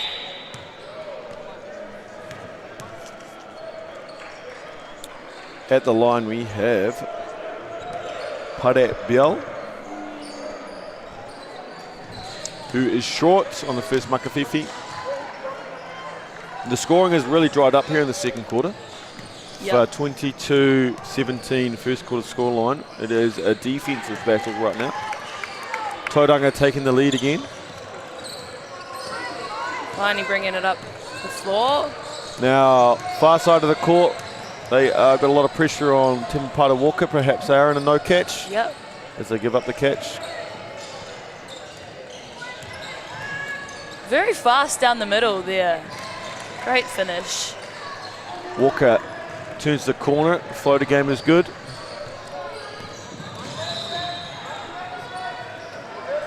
Oh, risky pass on the trail. Caitlin Hull. She does play netball, so maybe there's a little bit of netball in her. What are your thoughts on netball and the skills translating to basketball? Yeah, I think the skills are great in netball, but I would never say that netball is a better game than basketball. Like, yeah. Fair enough. I mean, I do play, but yeah. I do think it's a rip-off version of basketball. Nice pass. No transition defense there by Tauranga, and Waikato get an easy two-pointer, and their lead is back to 5. Just one stop at a time, one basket. You can't score them more than once at a time.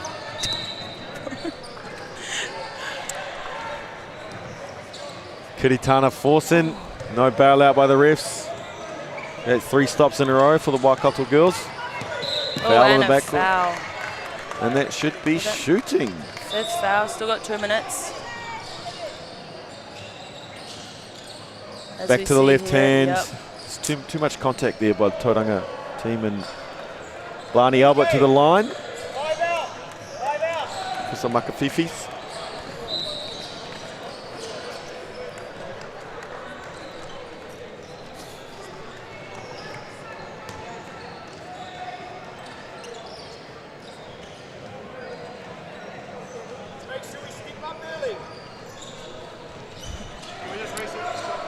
No shot. Ooh. Perhaps the score bench did not have the team fouls right. Yeah. Both teams on 4 team fouls. So next will be shooting regardless of the type of foul. Mid-range shot from Lani Albert is long, and Tauranga off to the races. Yeah. Missed the uncontested layup. Here come Waikato. They needed that. Timapara Walker, Lani Albert. Shape to shoot, turned it down. The drive. Through 3 people. Left-handed floater, strong. Do notice though, Caitlin Hull is always in there for the rebounds. She is one of those players I noticed last year at the secondary skill set. Offensive rebounds, steals, right, always in the right place kind of player. Strong drive. Yeah, good defense. Nice job by Timapara keeping her hands up, not giving the chance for the refs to call any fouls. Yep.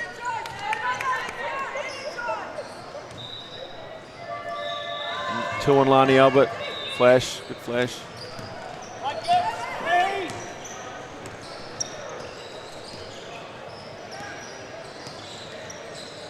Good cut, creates some space by Lani Albert. Caitlin with a strong drive. And the foul is on 9. So the difference between the drive down for Waikato, so Tauranga driving on Waikato, the hands were up. The drive down here, Waikato and Tauranga, the hands were in, allows the ref to call a foul. Yeah.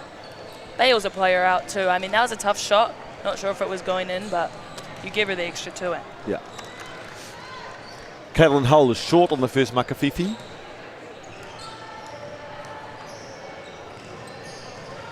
And it rims out on the second. However, offensive rebound. Second chance opportunity. Lani to her left hand, sees a brick wall. Good cut. Cannot handle. A lot of hands in there.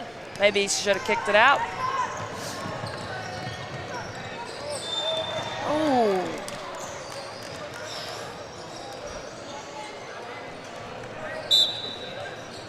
Just a... Oh, that's a bit tough, and it's going to result in free throws for Tauranga. 5th team foul. Damn. It's an interesting tactic when you get into the bonus. Do teams continue being aggressive and stay within their systems, or do they just take the foot off a little bit so they don't give up some free shots like we've seen right now? As the first makafifi is good by Jada Ormsby.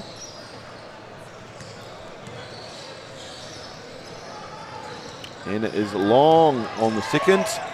Almost lost out of bounds, and here comes Waikato. Great kick ahead to Teme. No, she's going to go south. Nice. Nice move by Teme Pata-Walker. Biggest lead of the game here by Waikato in the closing seconds of the first half. Slowing it down, might run out this clock here. Yeah, nice defense. Hands out. Almost a steal. Oh. Ooh. Last possession should go to can Waikato. She get there? Not quite. Sorry, bit too right strong. on bounds. Now Tauranga, 15 seconds on the clock. Mike Rogers is asking for one shot only. Can they get it? There's an instance in the last game, I'm not sure if you saw it, Tanika, where 2.6 seconds on the clock. Ball was up here sideline where he managed 2 dribbles, long 3, nothing but net. There's a few threes in your game, really. Best we shot all tournament, and we still lost. Oh, nice pass. Very nice. And they got the one shot that Mike Rogers was asking for. Finished by Tarina Timu. 4-point lead for the Tauranga girls. There we see a really nice pass in the cut. 3 to the needle. Easy 2-pointer. Yeah, very good finish by Tauranga to end We that got quarter. 5-minute break here. Both teams back to their benches. Get some refreshments, bit of energy back in the systems. All right, what are the keys for Waikato to increase their lead, Tanika? I think they just need to keep pushing the ball, get a lot of turnovers. Most of their points have come off fast breaks or, moving the ball. So just push the ball up the court, move the ball well. Keep those active hands, get a few deflections, see if they can get a few run-outs. Good steals. And for Tauranga? Oh, I think they're shooting the ball great today. So keeping their threes up. Perhaps out of foul trouble? Yep. Maybe establish... If we see Sophie come back on. Kiritana Patia on the block a bit, get a few post-ups. Yep.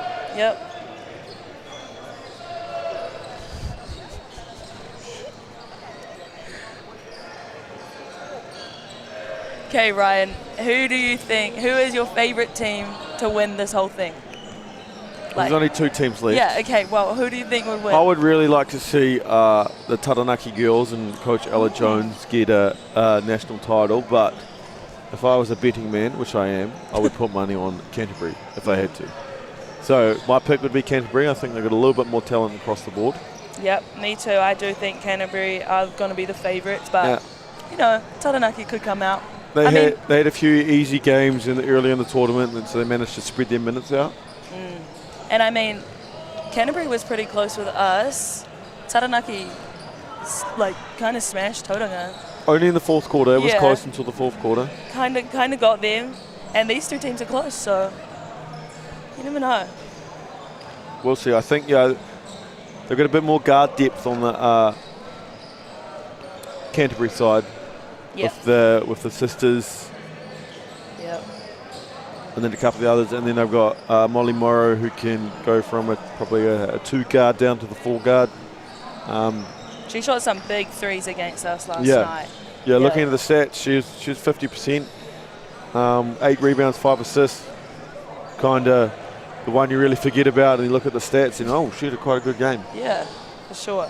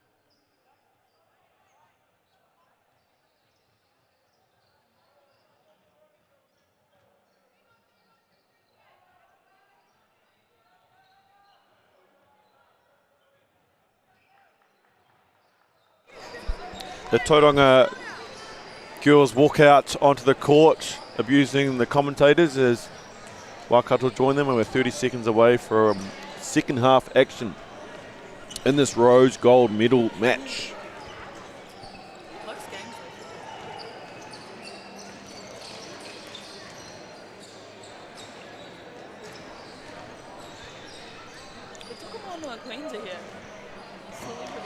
Celebrities. Lily Tolele waving her hand.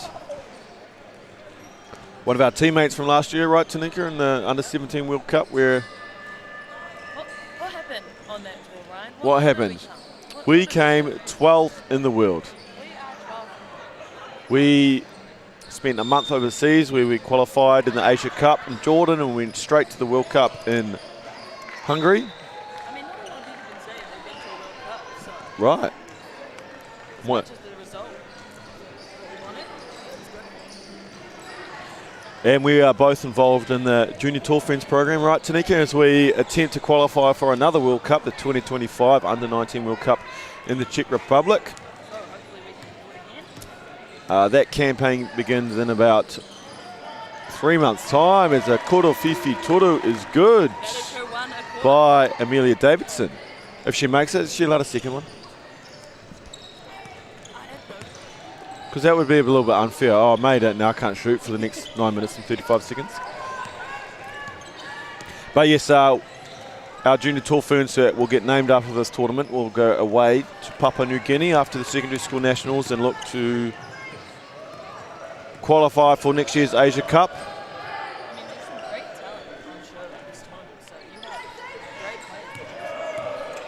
As well as our 5 girls representing New Zealand at the NBA Academy Games. Amy Pateman, Rebecca Moores, Kiki Lenny, Olivia Lassie and Elise Gilbert. 4 of those players will play for Transgender Rookies. Shout out to that team. They're amazing. I think if they had a better name, they'd be a bit more successful. As Lani Albert Strong in a free throw line jumper. Oh. As we got a little bit of an injury here on Tauranga number 5, Tarina Timu, perhaps caught errant elbow or hand to the face as Coach Tash, or Manager Tash, walks on to check on the health. Waikato started strong here in this third quarter, and certainly the biggest lead of the game, 9 points. 34-30. Last shot, though, was unlucky for Toby. Hopefully she's Holding the side of her face, so maybe an elbow or something on the steel. She does not look comfortable at all. Perhaps we need to find some sort of medical professional just to check it over as both teams walk to their benches and receive some further instructions from the timeouts. What do you think Tauranga needs to do to come back to this game? Well, Amelia Davidson shot 3 threes and 2 of them have gone in. So making sure that we carry a hand. I would like to see some post-ups, perhaps with Sophie Rogers either in the far corner so they can't help off her, or feeding the post to see if they can get some dominance inside. And then they just got to force Kalani Albert to her right hand. This whole time.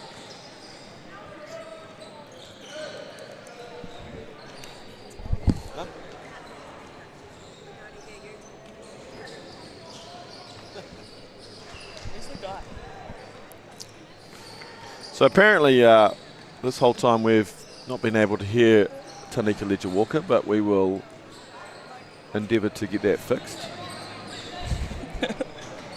And it is fixed, so the pleasurable tones of Tanika's voice will now come through the airways of Streaming New Zealand. Now, this court is running significantly behind time because we had a triple overtime game as well as a backboard issue of the first quarter. And we have a player down here, so luckily there is a set-up time built in for the finals this afternoon.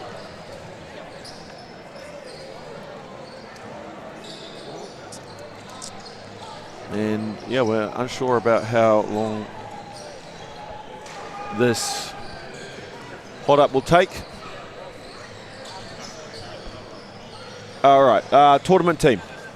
Okay, so generally, there's at least one player, perhaps 2 players featuring the tournament team from the 3rd and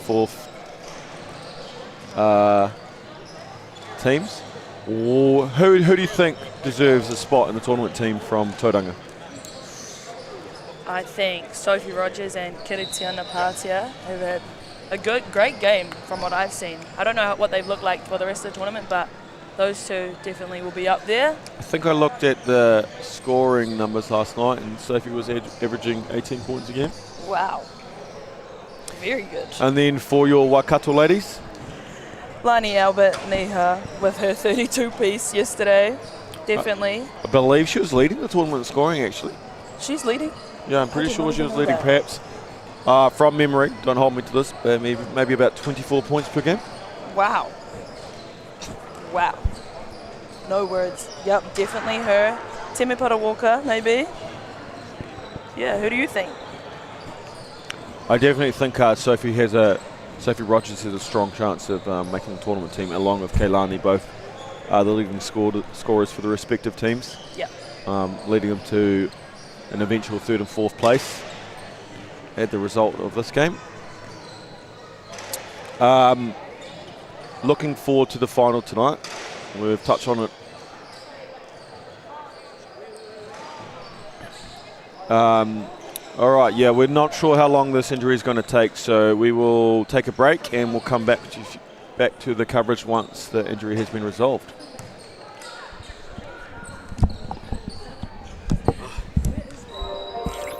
Today, we are reinventing insurance. Designed to help you get the cover you really need without being left in the dark. It's a game changer. Real-time intuition, light-speed empathy, and handshake ID. A real heart, brain, and voice It doesn't just understand what you're saying, it can feel it. Say hello to an actual human being. Hi there.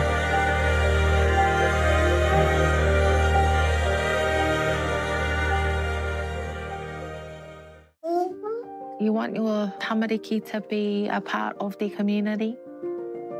Keep getting all these feelings like he's never going to fit. That gets pretty hard. I'm so grateful that Clara has answered those prayers. There's just always this bias away from our tamariki. We really need this done. Our code of compliance, it's a big thing, and we ain't gonna just stop because we're stressed. Super kura, ki whakaata Māori me Māori Plus.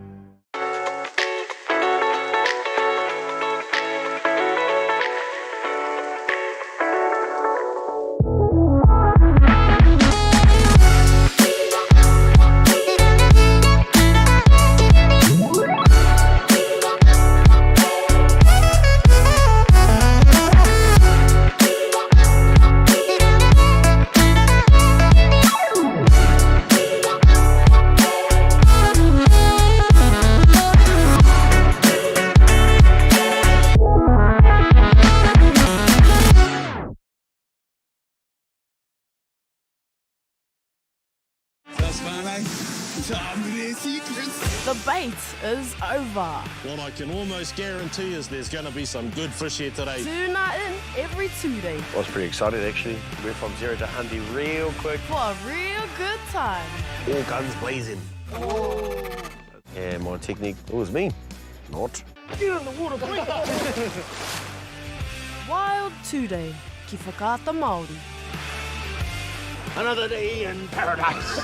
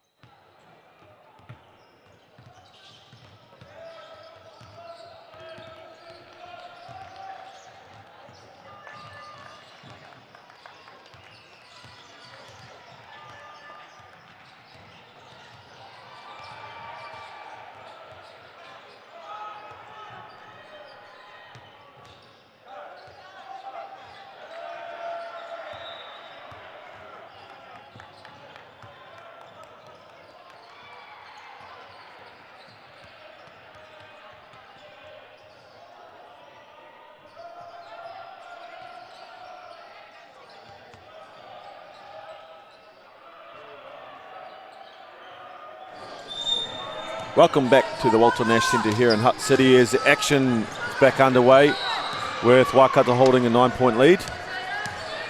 Tauranga basketball.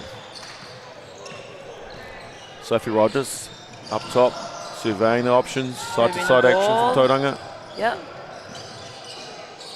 High on ball. Getting to late shot clock, 6 on the clock.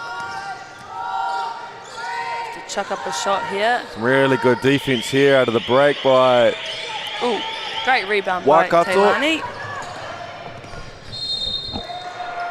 Keilani slowing it down, back to her left. Back to her left.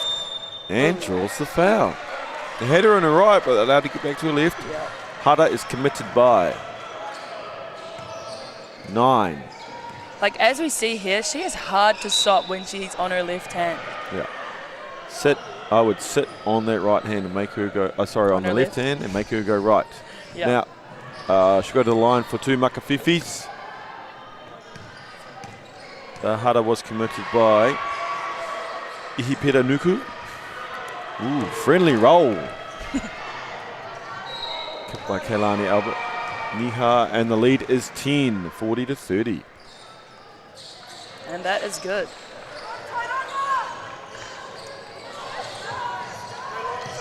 Kiritana in the backcourt. Double-digit lead now. Tauranga may need a score here. And that was Nuku's 4th foul. So she might need a little 4 break fouls? on the bench for Nuku. Oh. Ooh, nice pass. Sophie Rogers open. Kudu Fifi Toru. This team is shooting great today. And Kahuta knocks it down. And it's multiple players too. Yeah. Trims the lead to 8. Left hand. Lani back to her left hand. Doesn't quite get it to roll. Caitlin in there. It's holding a ball. Hustling for some rebounds, and it goes Tauranga's way. One thing I'd look at for Tauranga is having a guard take the inbounds out, because it normally goes back to the inbounder, as we see here. Yeah. To really push the ball as they overcommit to the original ball handler. Kitty has done a lot of dribbling today, actually. Yeah. Okay. She loses control there. Lani Albert with the steal. Kick ahead. Timapata exploring. Lani Albert for 3. No. Not good. Not today. Sophie Rogers in the backcourt. Evaluating. Here comes a double. Good tip by Timapata. Another steal by Coach Waikato. Rogers imploring some better And communication. a very nice fast. Oh. Just can't get it to go. Action all over the place here at the Walter Nash Stadium. Caitlin Can we Harlow get- with the left-handed layup. Here we go. Lead is back to 10. Mike Rogers calling a timeout. The next dead ball. Perhaps this pace of Waikato is starting to take a toll on the Tauranga girls. Yeah.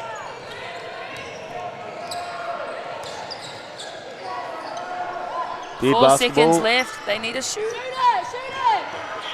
Yeah, shot clock violation. Great defense here by Waikato. Timapata long here on Gets the her own replay. rebound though. Saves it. The hustle.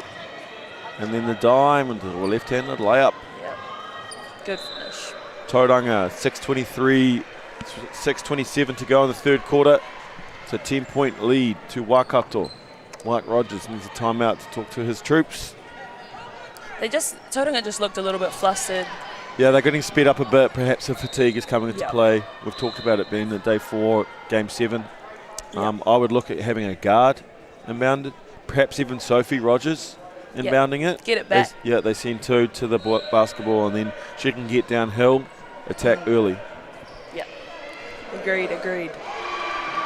And what do you think Waikato need to do to Keep doing what they're doing. The broken play suits them. They can get tips. They've had 2, since we've come off the injury break, 2 really good positions into one 24-second shot clock violation and one where they chucked one up, hit the buzzer, and it was a bad shot. So if they can keep that kind of intensity and give no clean looks to Kahuta and Rogers, then they'll do a really good job maintaining this lead.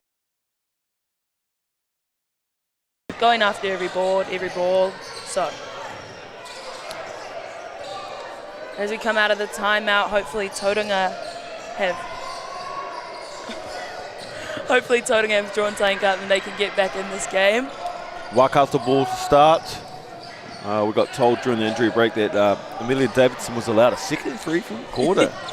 Yep. So Coach Corbin really trusting his players. As he should. Oh, into his zone. Very nice back. So adjustment for Tauranga is that they're in a 3-2 zone. And Caitlin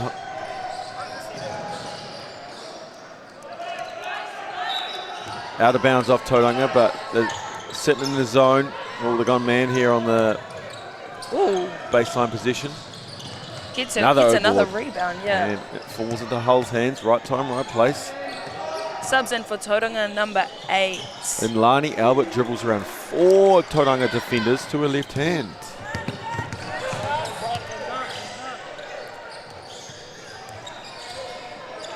Left-hand side for Tauranga, back to the middle. Side-to-side action. Lots of denying of Sophie Bailey Rogers. Putt with the ball, yep. Hard drive kick, one more pass. Tauranga really looking for a spark here as they get down to the end of the shot clock. Ooh, good tip by Lani Albert. And they're off.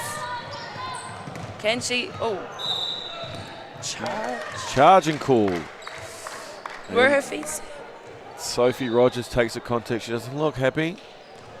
Let's see where her feet were. Was she in the charge circle? Here it comes. Out of the charge circle. Yeah, that was the a right charge. call. Yeah. Puts her body on the line for her team. It's hurting a bit.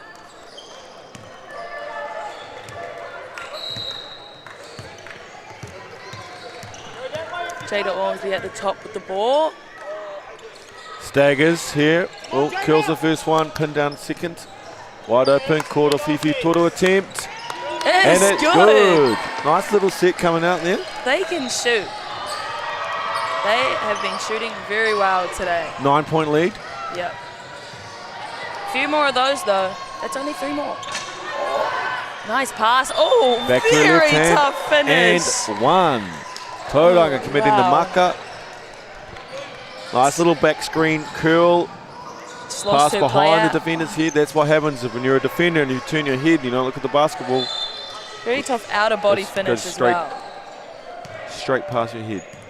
Can she convert for the Makafifi for the 3-point play? Nope. Nope, but Grabs she her can own get rebound. her own rebound. The hustle maybe, there. Maybe for a 4-point play, a 3-point play. Yeah. Amelia Davidson. Long in her quarter Fifi Toro attempt. Is it the second one she was allowed? We'll see if she gets another one in the next 4 minutes. Ooh, Good great screen. Yeah. Didn't quite roll early enough. Rogers up top, going to work on Caitlin Hull. Left-hand drive.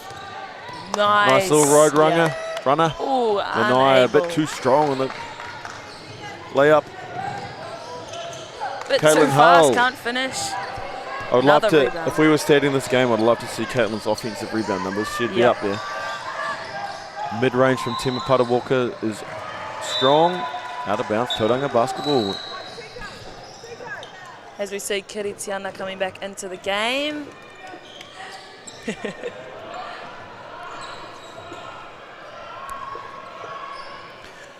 Waikato girls are denying Sophie the basketball, looking for anyone else to make plays but Sophie Rogers.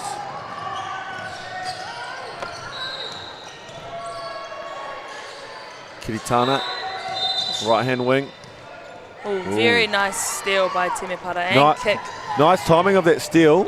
Oh, wow! And one. With the right hand. She could do it both. She could do it both. She was running fast too. Temepara Walker there just in case it misses. That was a really good steal from Temepara as Kiritana Patia turned her back on her dribble move. Swoops in for the steal. Results Lani was going with her as well. in a and one as Kailani Albert converts the Makafifi for the 3-point play. They do still have Kitty throwing the ball in. 14-point lead. Backcourt pressure. Wasting time. 15 seconds on the clock.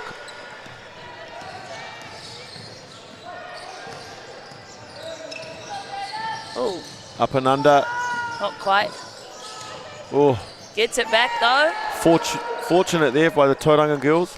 Bring it back to a 10-point I love lead. what Waikato's doing. They're not allowing Sophie Rogers to touch the ball at all, which must be Denying the ball. frustrating. Great pass. Davidson for 3. That's her second. Quarter, Fifi Toro. She is shooting well today. Hey, she might be allowed 3 a quarter Is now. this a personal record of 3-pointers attempted in the corner? Probably. And that stretches the lead to 15 for Waikato in this rose gold. Deep 3. Wow. Sophie Rogers with a big response. That was nice. That was really deep. Good arc on her shot, right? The arc. It's all about the arc. Got so high, it had snow on it. Kalani exploring to the right hand. Ooh, nice cut behind everyone. Temepara Bit Walker short. Tauranga ball. Forced the turnover.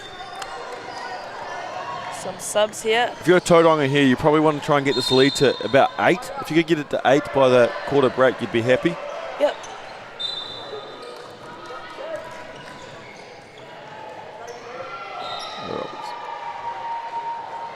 Full court press again by Waikato. They're not, it's third quarter and they're still up there. And they get the turnover. Must have a good fitness system No. going on in the Good pass. mighty Waikato.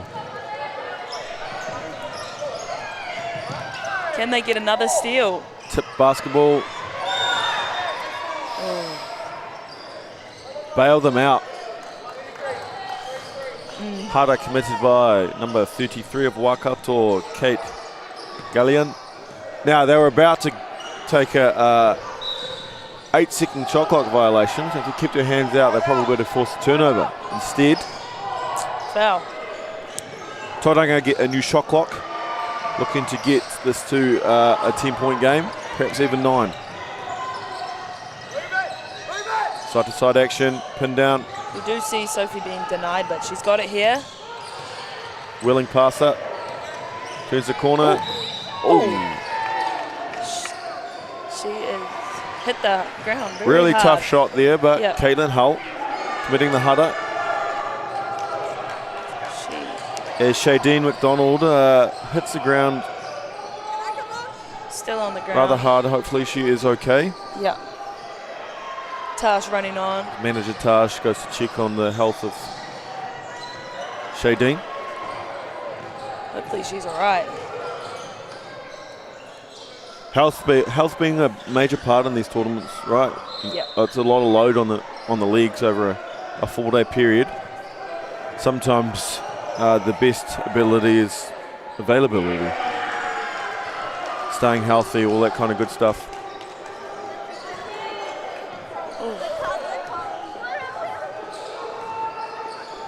Caitlin Hull taking a break. Teresa Bellardi back in. Hopefully she's okay. Yeah, she doesn't look comfortable down there. We have some of the Walter Nash Centre staff assisting.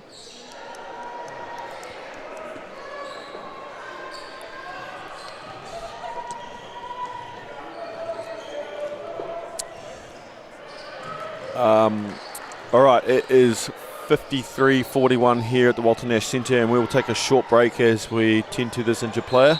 We'll be back with you shortly. Today, we are reinventing insurance. Designed to help you get the cover you really need without being left in the dark. It's a game changer. Real-time intuition, light-speed empathy, and handshake ID. A real heart, brain, and voice that doesn't just understand what you're saying, it can feel it. Say hello to an actual human being. Hi there.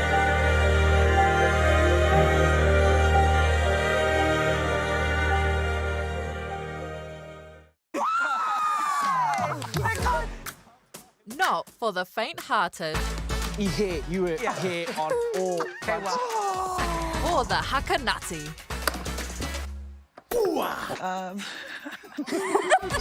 And the Nati Haka. I te whakarongo kōrua? Kua pakaru tēnei pātene. Hakapedia, paraire ki whakaata Māori.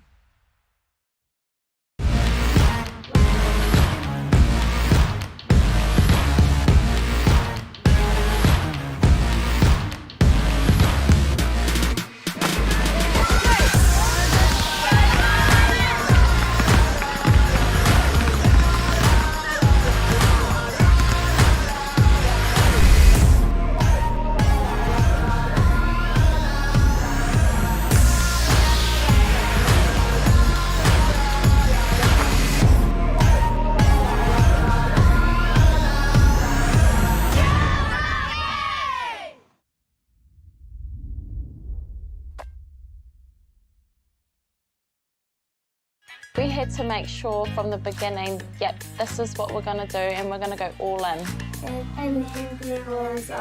So I was so determined to have this pepe. Puro pepe, ki whakaata Māori me Māori Plus.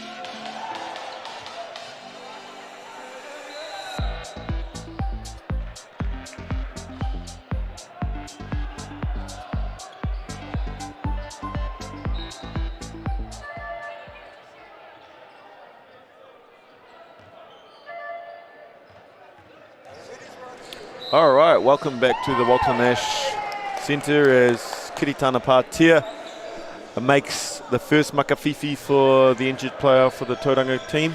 Do the points go to Kitty or? Yeah, Kitty shot them right. The winner. But, yeah. Okay. And she makes the second makawhiwhi, and the lead is now 10 with 2 minutes to go here in the third quarter. Running to play here. Timi Potter does a good job of cutting through the lane and creating space. She does move very well, very fast. Wild shot. Own rebound. 5 seconds left on the shot no clock. Reset. Millie Davidson. For 3. Not quite. Long on the quarter Fifi total. Her allowed threes might be going back to 1 after this. I mean, 2 for 4, that is 1.5 points per position. That's some high quality basketball. I'd live with that if I was a coach. Oh, backcourt. Got away with one there, old Tauranga. Nice. And a foul. She'll get another 2. Hara committed by number 6 of Waikato. Tia Kupu. Taya Kupu. Korpu. My apologies. It's all right, got you, Ryan. Tauranga long the first makawhiwhi. One more attempt to cut it to 9. 8 was the magic number, right? At the end of the third quarter. See if they can get to it. And they do. 9-point lead, 1 minute, 29 seconds to go here in the third quarter. Oh, tough drive and a foul. For blue, that is a big foul. That is Sophie Rogers' 4th foul. As we see the replay here. Just a little reaching at the end, giving the referees a chance to make a call. Let's Bailey Putt come in for her. She'll sit probably for the rest of the quarter. The first makawhiwhi is good.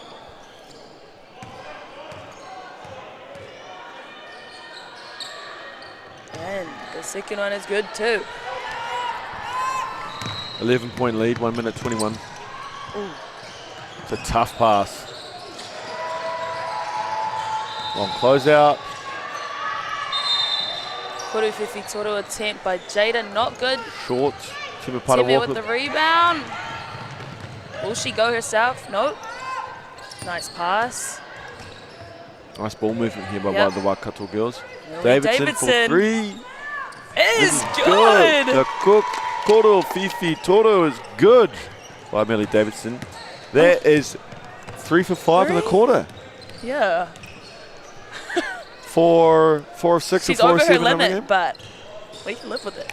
And she's getting close to 2 points per position. Yeah. Strong drive by Maya, goes begging. Timmy, oh, very nice, got through the gap. And a foul drawn by Timmy Parawoka. Hutt is committed by 6, Jada Ormsby. And all of a sudden, Waikato has a chance to take a 16-point lead, which will be the biggest of the game, after Tauranga had it to 9. First makawhiwhi is long.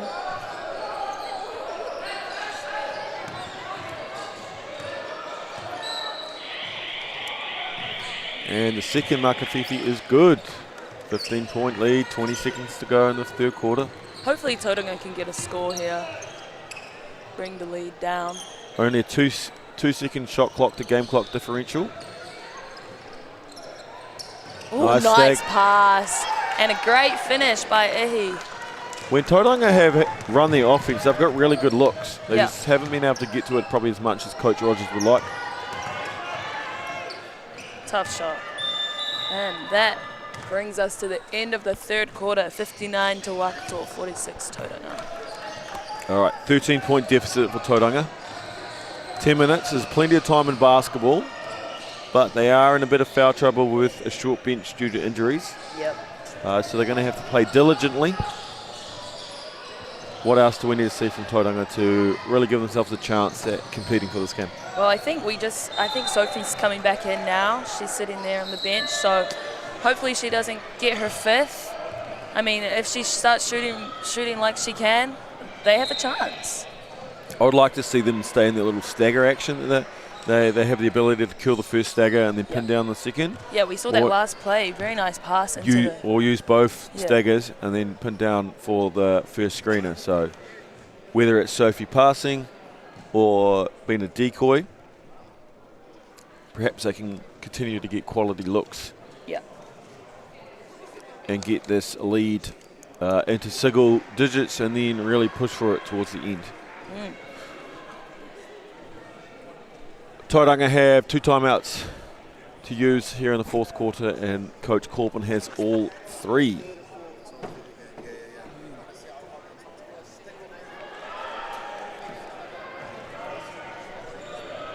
All right, yeah, a little bit of issues going on here. We've got this main court is running significantly behind time, so event staff of Damien Nicanasio and Scotty Richardson are going to have to figure out, do they move the game? Do they keep it here?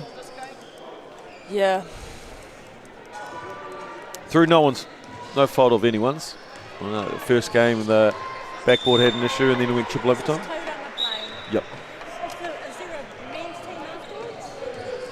And triple overtime.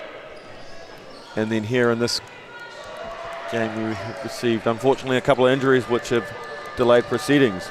However, we are ready for the fourth quarter of action here at the Walter Nash Centre.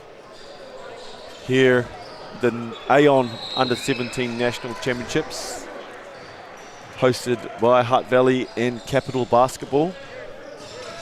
As we see, proudly sponsored by Whakata Māori, and ball sponsored by Moulton with the naming right partner of Aon Insurance. Man-to-man defense to start here by Tauranga. Oh, nice good, little solid turnaround. defense by Kiritana, not bailing her out, and they get a stop to start off this fourth. They haven't taken your advice. No. Still don't see a guard passing it in, but he gets it in. They've got something set up here. Oh, Sophie a little coming on the top. Elevator slip. Kiritana in the post. Very nice move. Unable to finish. And she gets her and one. Basket counts. The Hutta is committed by. Little short on the first shot. She stays with it. Gets the and one. Just getting her stats up. So they use Sophie to come through an elevator sort of stagger type screens. They help up. They won't let the shooter go. Easy slip for Kiritana Patia into the post and have a chance to close the gap to 10. Yeah. And she is long on the Makafifi. Oh, Very nice pass by Lani. And the finish by Millie Davidson. Yeah, Sophie Rogers having to be careful there, not wanting to commit her 5th foul. Yep. Lead is back to 13.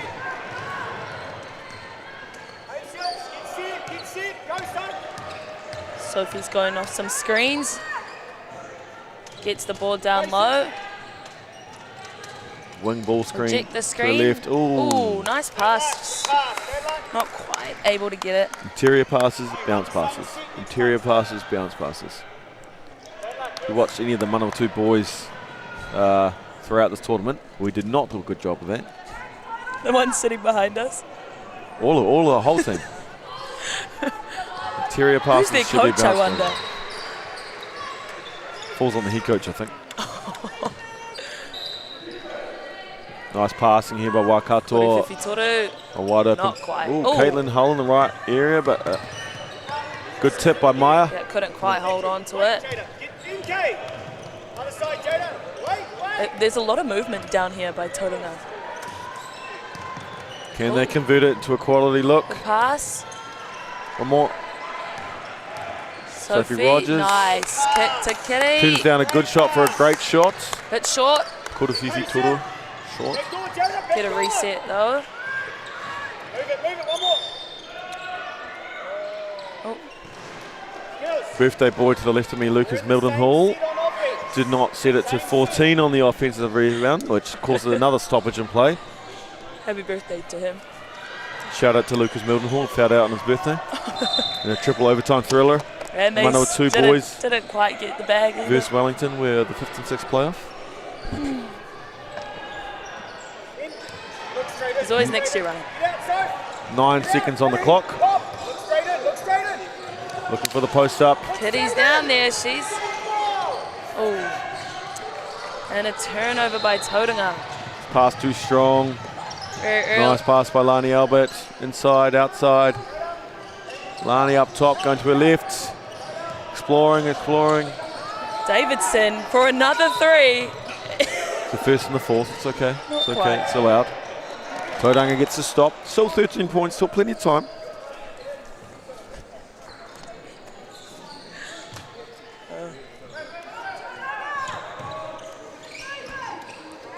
Jada Ormsby in the backcourt. Oh. Lani Albert. Ooh. Steal. And she'll pass it. Oh, nice turnaround shot by Kate. Not quite. Good rebound by Kitty. Kitty Tana. Oh, and the foul. Oh. Strong board here by Kitty Tana, and then the step through gets fouled by 33 of Waikato, Kate Gallion. Still backcourt pressure here by Waikato, really making them use the full shot clock to get quality looks. Lani Albert really doing a good job disrupting Jada Ormsby. Very good defense by Leilani. Oh, and a steal. Caitlin Hull, right time, right place. Yep. Ooh, nice pass. Really good basketball going. They're just running the lanes well. Whenever there's good ball movement, you really want the basketball goals to get the ball in the hoop to reward the good play, right? Yep. Sure, Anthony Corbin will have something to say about that after the game. Not a fan of Mr. Laps, I take it? No. I mean, who is? Great defense. Strong defense here by Waikato. 15 seconds on the clock before Tauranga even run their offense. Ooh.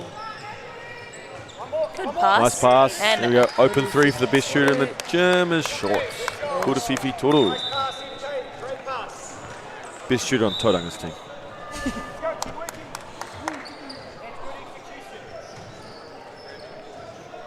.6:45 to go. The leaders 13 here in the Rose Gold playoff match between Waikato and Tauranga, the under-17 national champions here in Hutt Valley. Game's not over yet. Tauranga could come out, hit some big, and they score. But Tauranga could hit some threes, never know. Sometimes it's better to be lucky than good as the bank shot goes. Yeah. 15-point lead. Reject, yep. It's almost like you could be a coach, Tanika, out here in the commentary. Oh. Falcon. Not quite looking at the ball. Yeah. Oh. Keeps it in. Oh, Sophie comes away with it. Hustle play, stop and pop. No, fake, left. Good drive. Great and a finish. drive and finish by Sophie. Bring it back to her inside hand. Oh, great defense. Oh, tough call. Tough call. That bit of a rough call there. Yeah. As Coach Mike Rogers takes a timeout to see if. Totally not happy about that call, No, but I wouldn't be either. I thought she was in good position, anticipated the drive well, hands were out. yep. 5:51 left, 15-point lead. They may have to start speeding up Waikato to get some extra positions into this game. Yeah. Or they're relying on playing stellar defense as our scores jump around, and we'll try and get an accurate score shortly. Was that his last time out?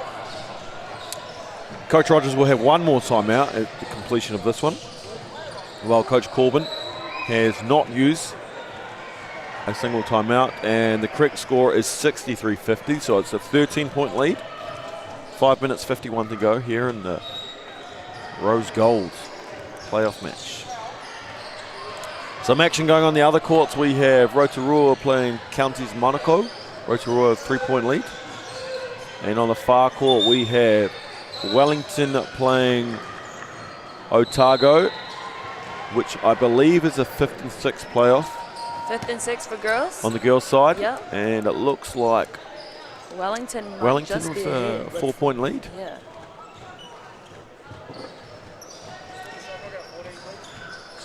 All right, 14 on the shot clock for Waikato. back to the action. Front court Have a little basketball box for play. Oh, elevator screens. Maybe using Defended Toby well. to play against them. standard sideline out of bounds play. Sometimes defended well, sometimes not. Davidson, Koro Fifi Toro is long off the backboard. Oh, Caitlin Caitlin Hull. Hull on the ground, hustling hard. Shot clock violation. Here comes Didn't quite hit the rim. Tauranga. Tauranga basketball, two people on Sophie getting Rogers. Double teamed. Smart by Waikato. Still in their full court press. Away, Kitty! Got the stagger screens going with Sophie Rogers. Oh, Timapata Walker attempting the block. Commits a hutter.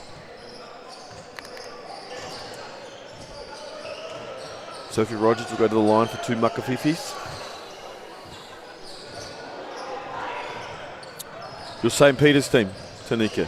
How are they looking for the upcoming, probably the second half of the high school season? The team that may not exist because we have like 4 players. We do struggle to hard get. to play basketball when you need 5. Yeah, we do struggle to find players, but we'll get there. I mean, we do have an assistant to our friend's coach as our head coach, so yeah. Normally you have a good solid 8 or 9, right?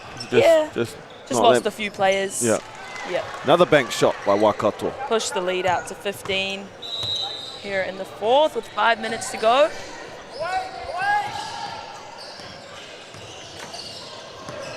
Getting these away screens, these staggers going. Sometimes Sophie Rogers initiates, sometimes she receives them. Kiritano in the corner. Like shot clock. Oh. Foul. We have a foul. And a bailout. You just, in that situation, you just got to make them make tough shots, right? Yeah. If you make it credit to you, we've got the lead. We don't need to stop the clock. That's Timapata's 4th foul. As Timapata Put Bailey to the line. gets close to fouling out. The first Makawhifi is good by Wouldn't Bailey be the Puck. first foul out for our team, that's for sure. Must teach them bad habits in Waikato then, eh? strong on the second Makafifi. Great rebound by 14-point lead for Waikato. Nice pass. Good stride stop too. Caitlin Hull, little Timmy with push the shot rebound. in the paint. Kailani, what does she got? Left hand. And the finish. Jada Ormsby set to check back in for Tauranga on the next dead ball. And we see Roy Mata on the Waikato bench, subbing in for the first time this game. Right hand wing, back up the top. Good ball movement, side to side here by Tauranga. Late in the shot clock though. Floater game. Sophie got 24-second violation. Not quite in time. Subs for both teams as Timapata Walker takes a break. 16-point lead here as we took over halfway here in the fourth quarter.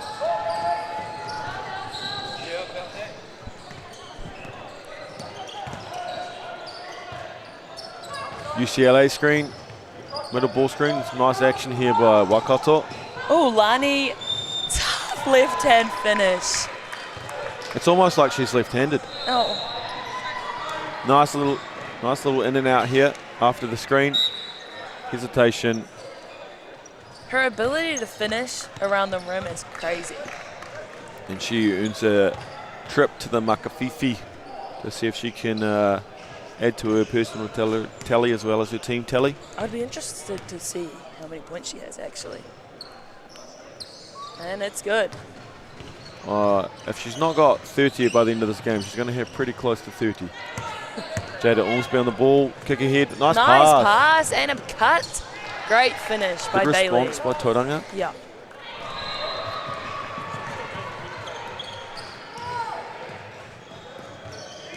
Kailani, left-hand wing, step back. She was going to pull that. Same players before, different Roy positioning. Mata with the ball. UCLA into a middle ball screen. Going hard to the hoop. Ooh. Caitlin Great Hull, another rebound. offense. She might have 10 offensive rebounds by herself. Yeah. Double-double.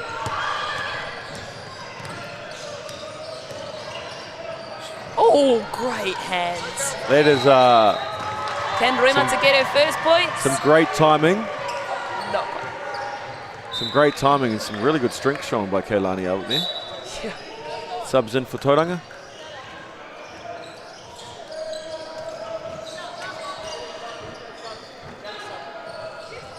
A 19-point lead here by Waikato.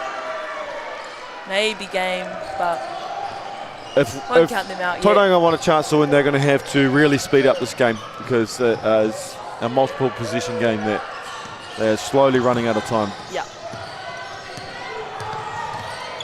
Sophie Rogers up left. Surveying. Great defense by Waikato. Better offense. Not quite. But the rebound and Foul on putback. the offensive rebound. The Hutt is committed by 10 of Waikato, That is Laken Moeke.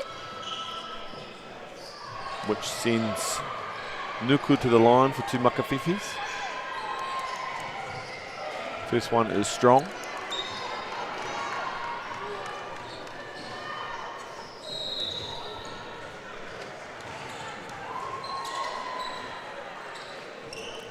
And It's the second. friendly roll on the second Makafifi.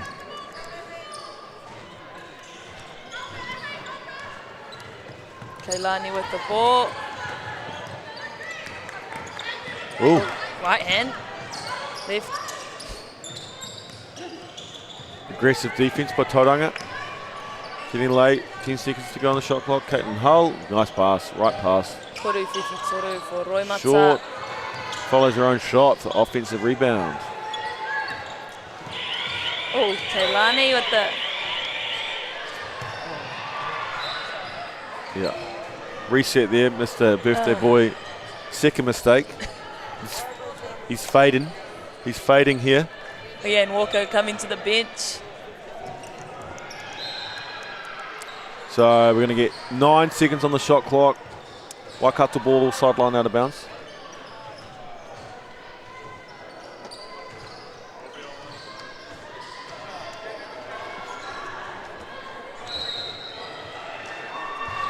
Ryan doing 2 jobs, doing the shot clock now. I think if you go to 24, you click it 3 times. Tyler.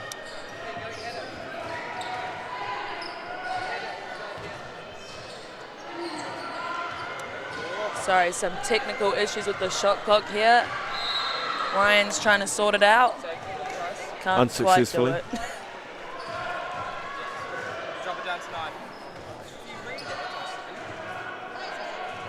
All right. Small delay, and then Waikato will have 9 seconds on the shot clock. Sideline out. And we got it. Ooh, we've got a stack up screen. Caitlin's Wide there. open, Caitlin Hull. Liney will get it back. Little ball screen. To her right. Nice pass. Ooh. Travelling Travel. violation by Mawike. Oh. Sophie will get it.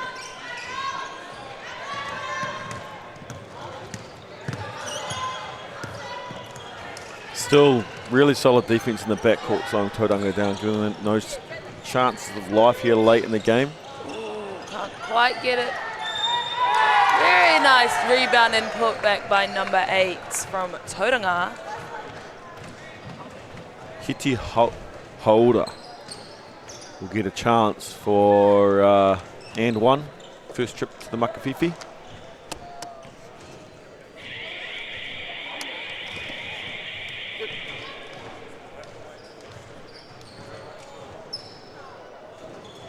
And it comes short.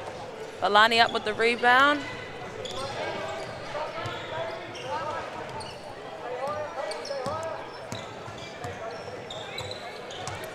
Left wing ball screen rejects. Ooh. Good tip by Tauranga. Sophie Rogers in the backcourt. Advance it. Caitlin Hull goes for the steal. For 3, Kuro Deep Fifi 3. Toro. Oh, kiss off the glass. back. But yeah, that was nice. Gets it back to 13, but clock is running. It is 50 seconds to go here in the 3rd and 4th player from the women's side of the Aon U17 National Championships. Kuro Fifi Toro is long. Oh. As players collide for the offensive or defensive rebound. Lani Rani Albert will get a Kuru cannot Fifi leave Toro. her open. For that last bucket, maybe. They got a 20 4-second left. shot clock, game clock differential. Sophie Rogers. Not quite. And that should do us. Waikato just have to get it over half court. Can dribble out the clock. Nope. Yeah. And congratulations to your Waikato ladies, Tanika, as they claim 3rd the bronze place. medal here. Any takeaways from this game here, Tanika, before we close things off and No, begin it the was a preparation great for the next finish. I think both teams did a great job and we got the bronze. game? Yeah, from mine, there was some really good outside shooting Yeah. from both teams. Some really good on-ball defense and a spectacle for women's basketball. Sure. So from Tanika Ledger-Walker and Ryan Doubledam here at the Walter Nash Centre, thank you for watching, and we will see you shortly for the next game. Thank you. Today, we are reinventing insurance. Designed to help you get the cover you really need without being left in the dark. It's a game changer. Real-time intuition, light-speed empathy, and handshake ID. A real heart, brain, and voice that doesn't just understand what you're saying, it can feel it. Say hello to an actual human being. Hi there.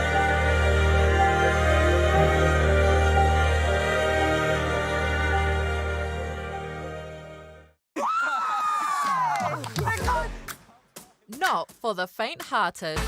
I he, you were here on all fronts. Or the haka nati.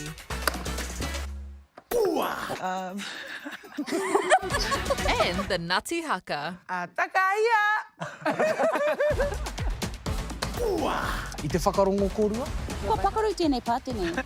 Hakapedia, paraire ki whakaata Māori.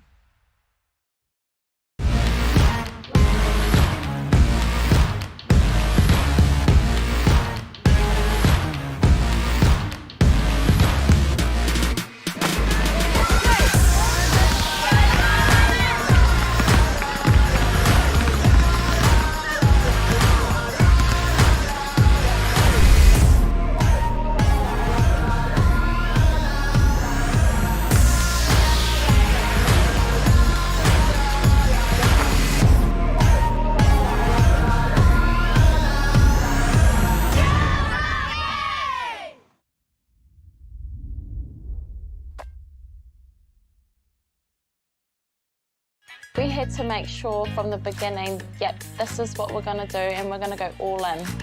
And there was us. So I was so determined to have this pepe. Puro pepe, ki whakaata Māori me Māori Plus.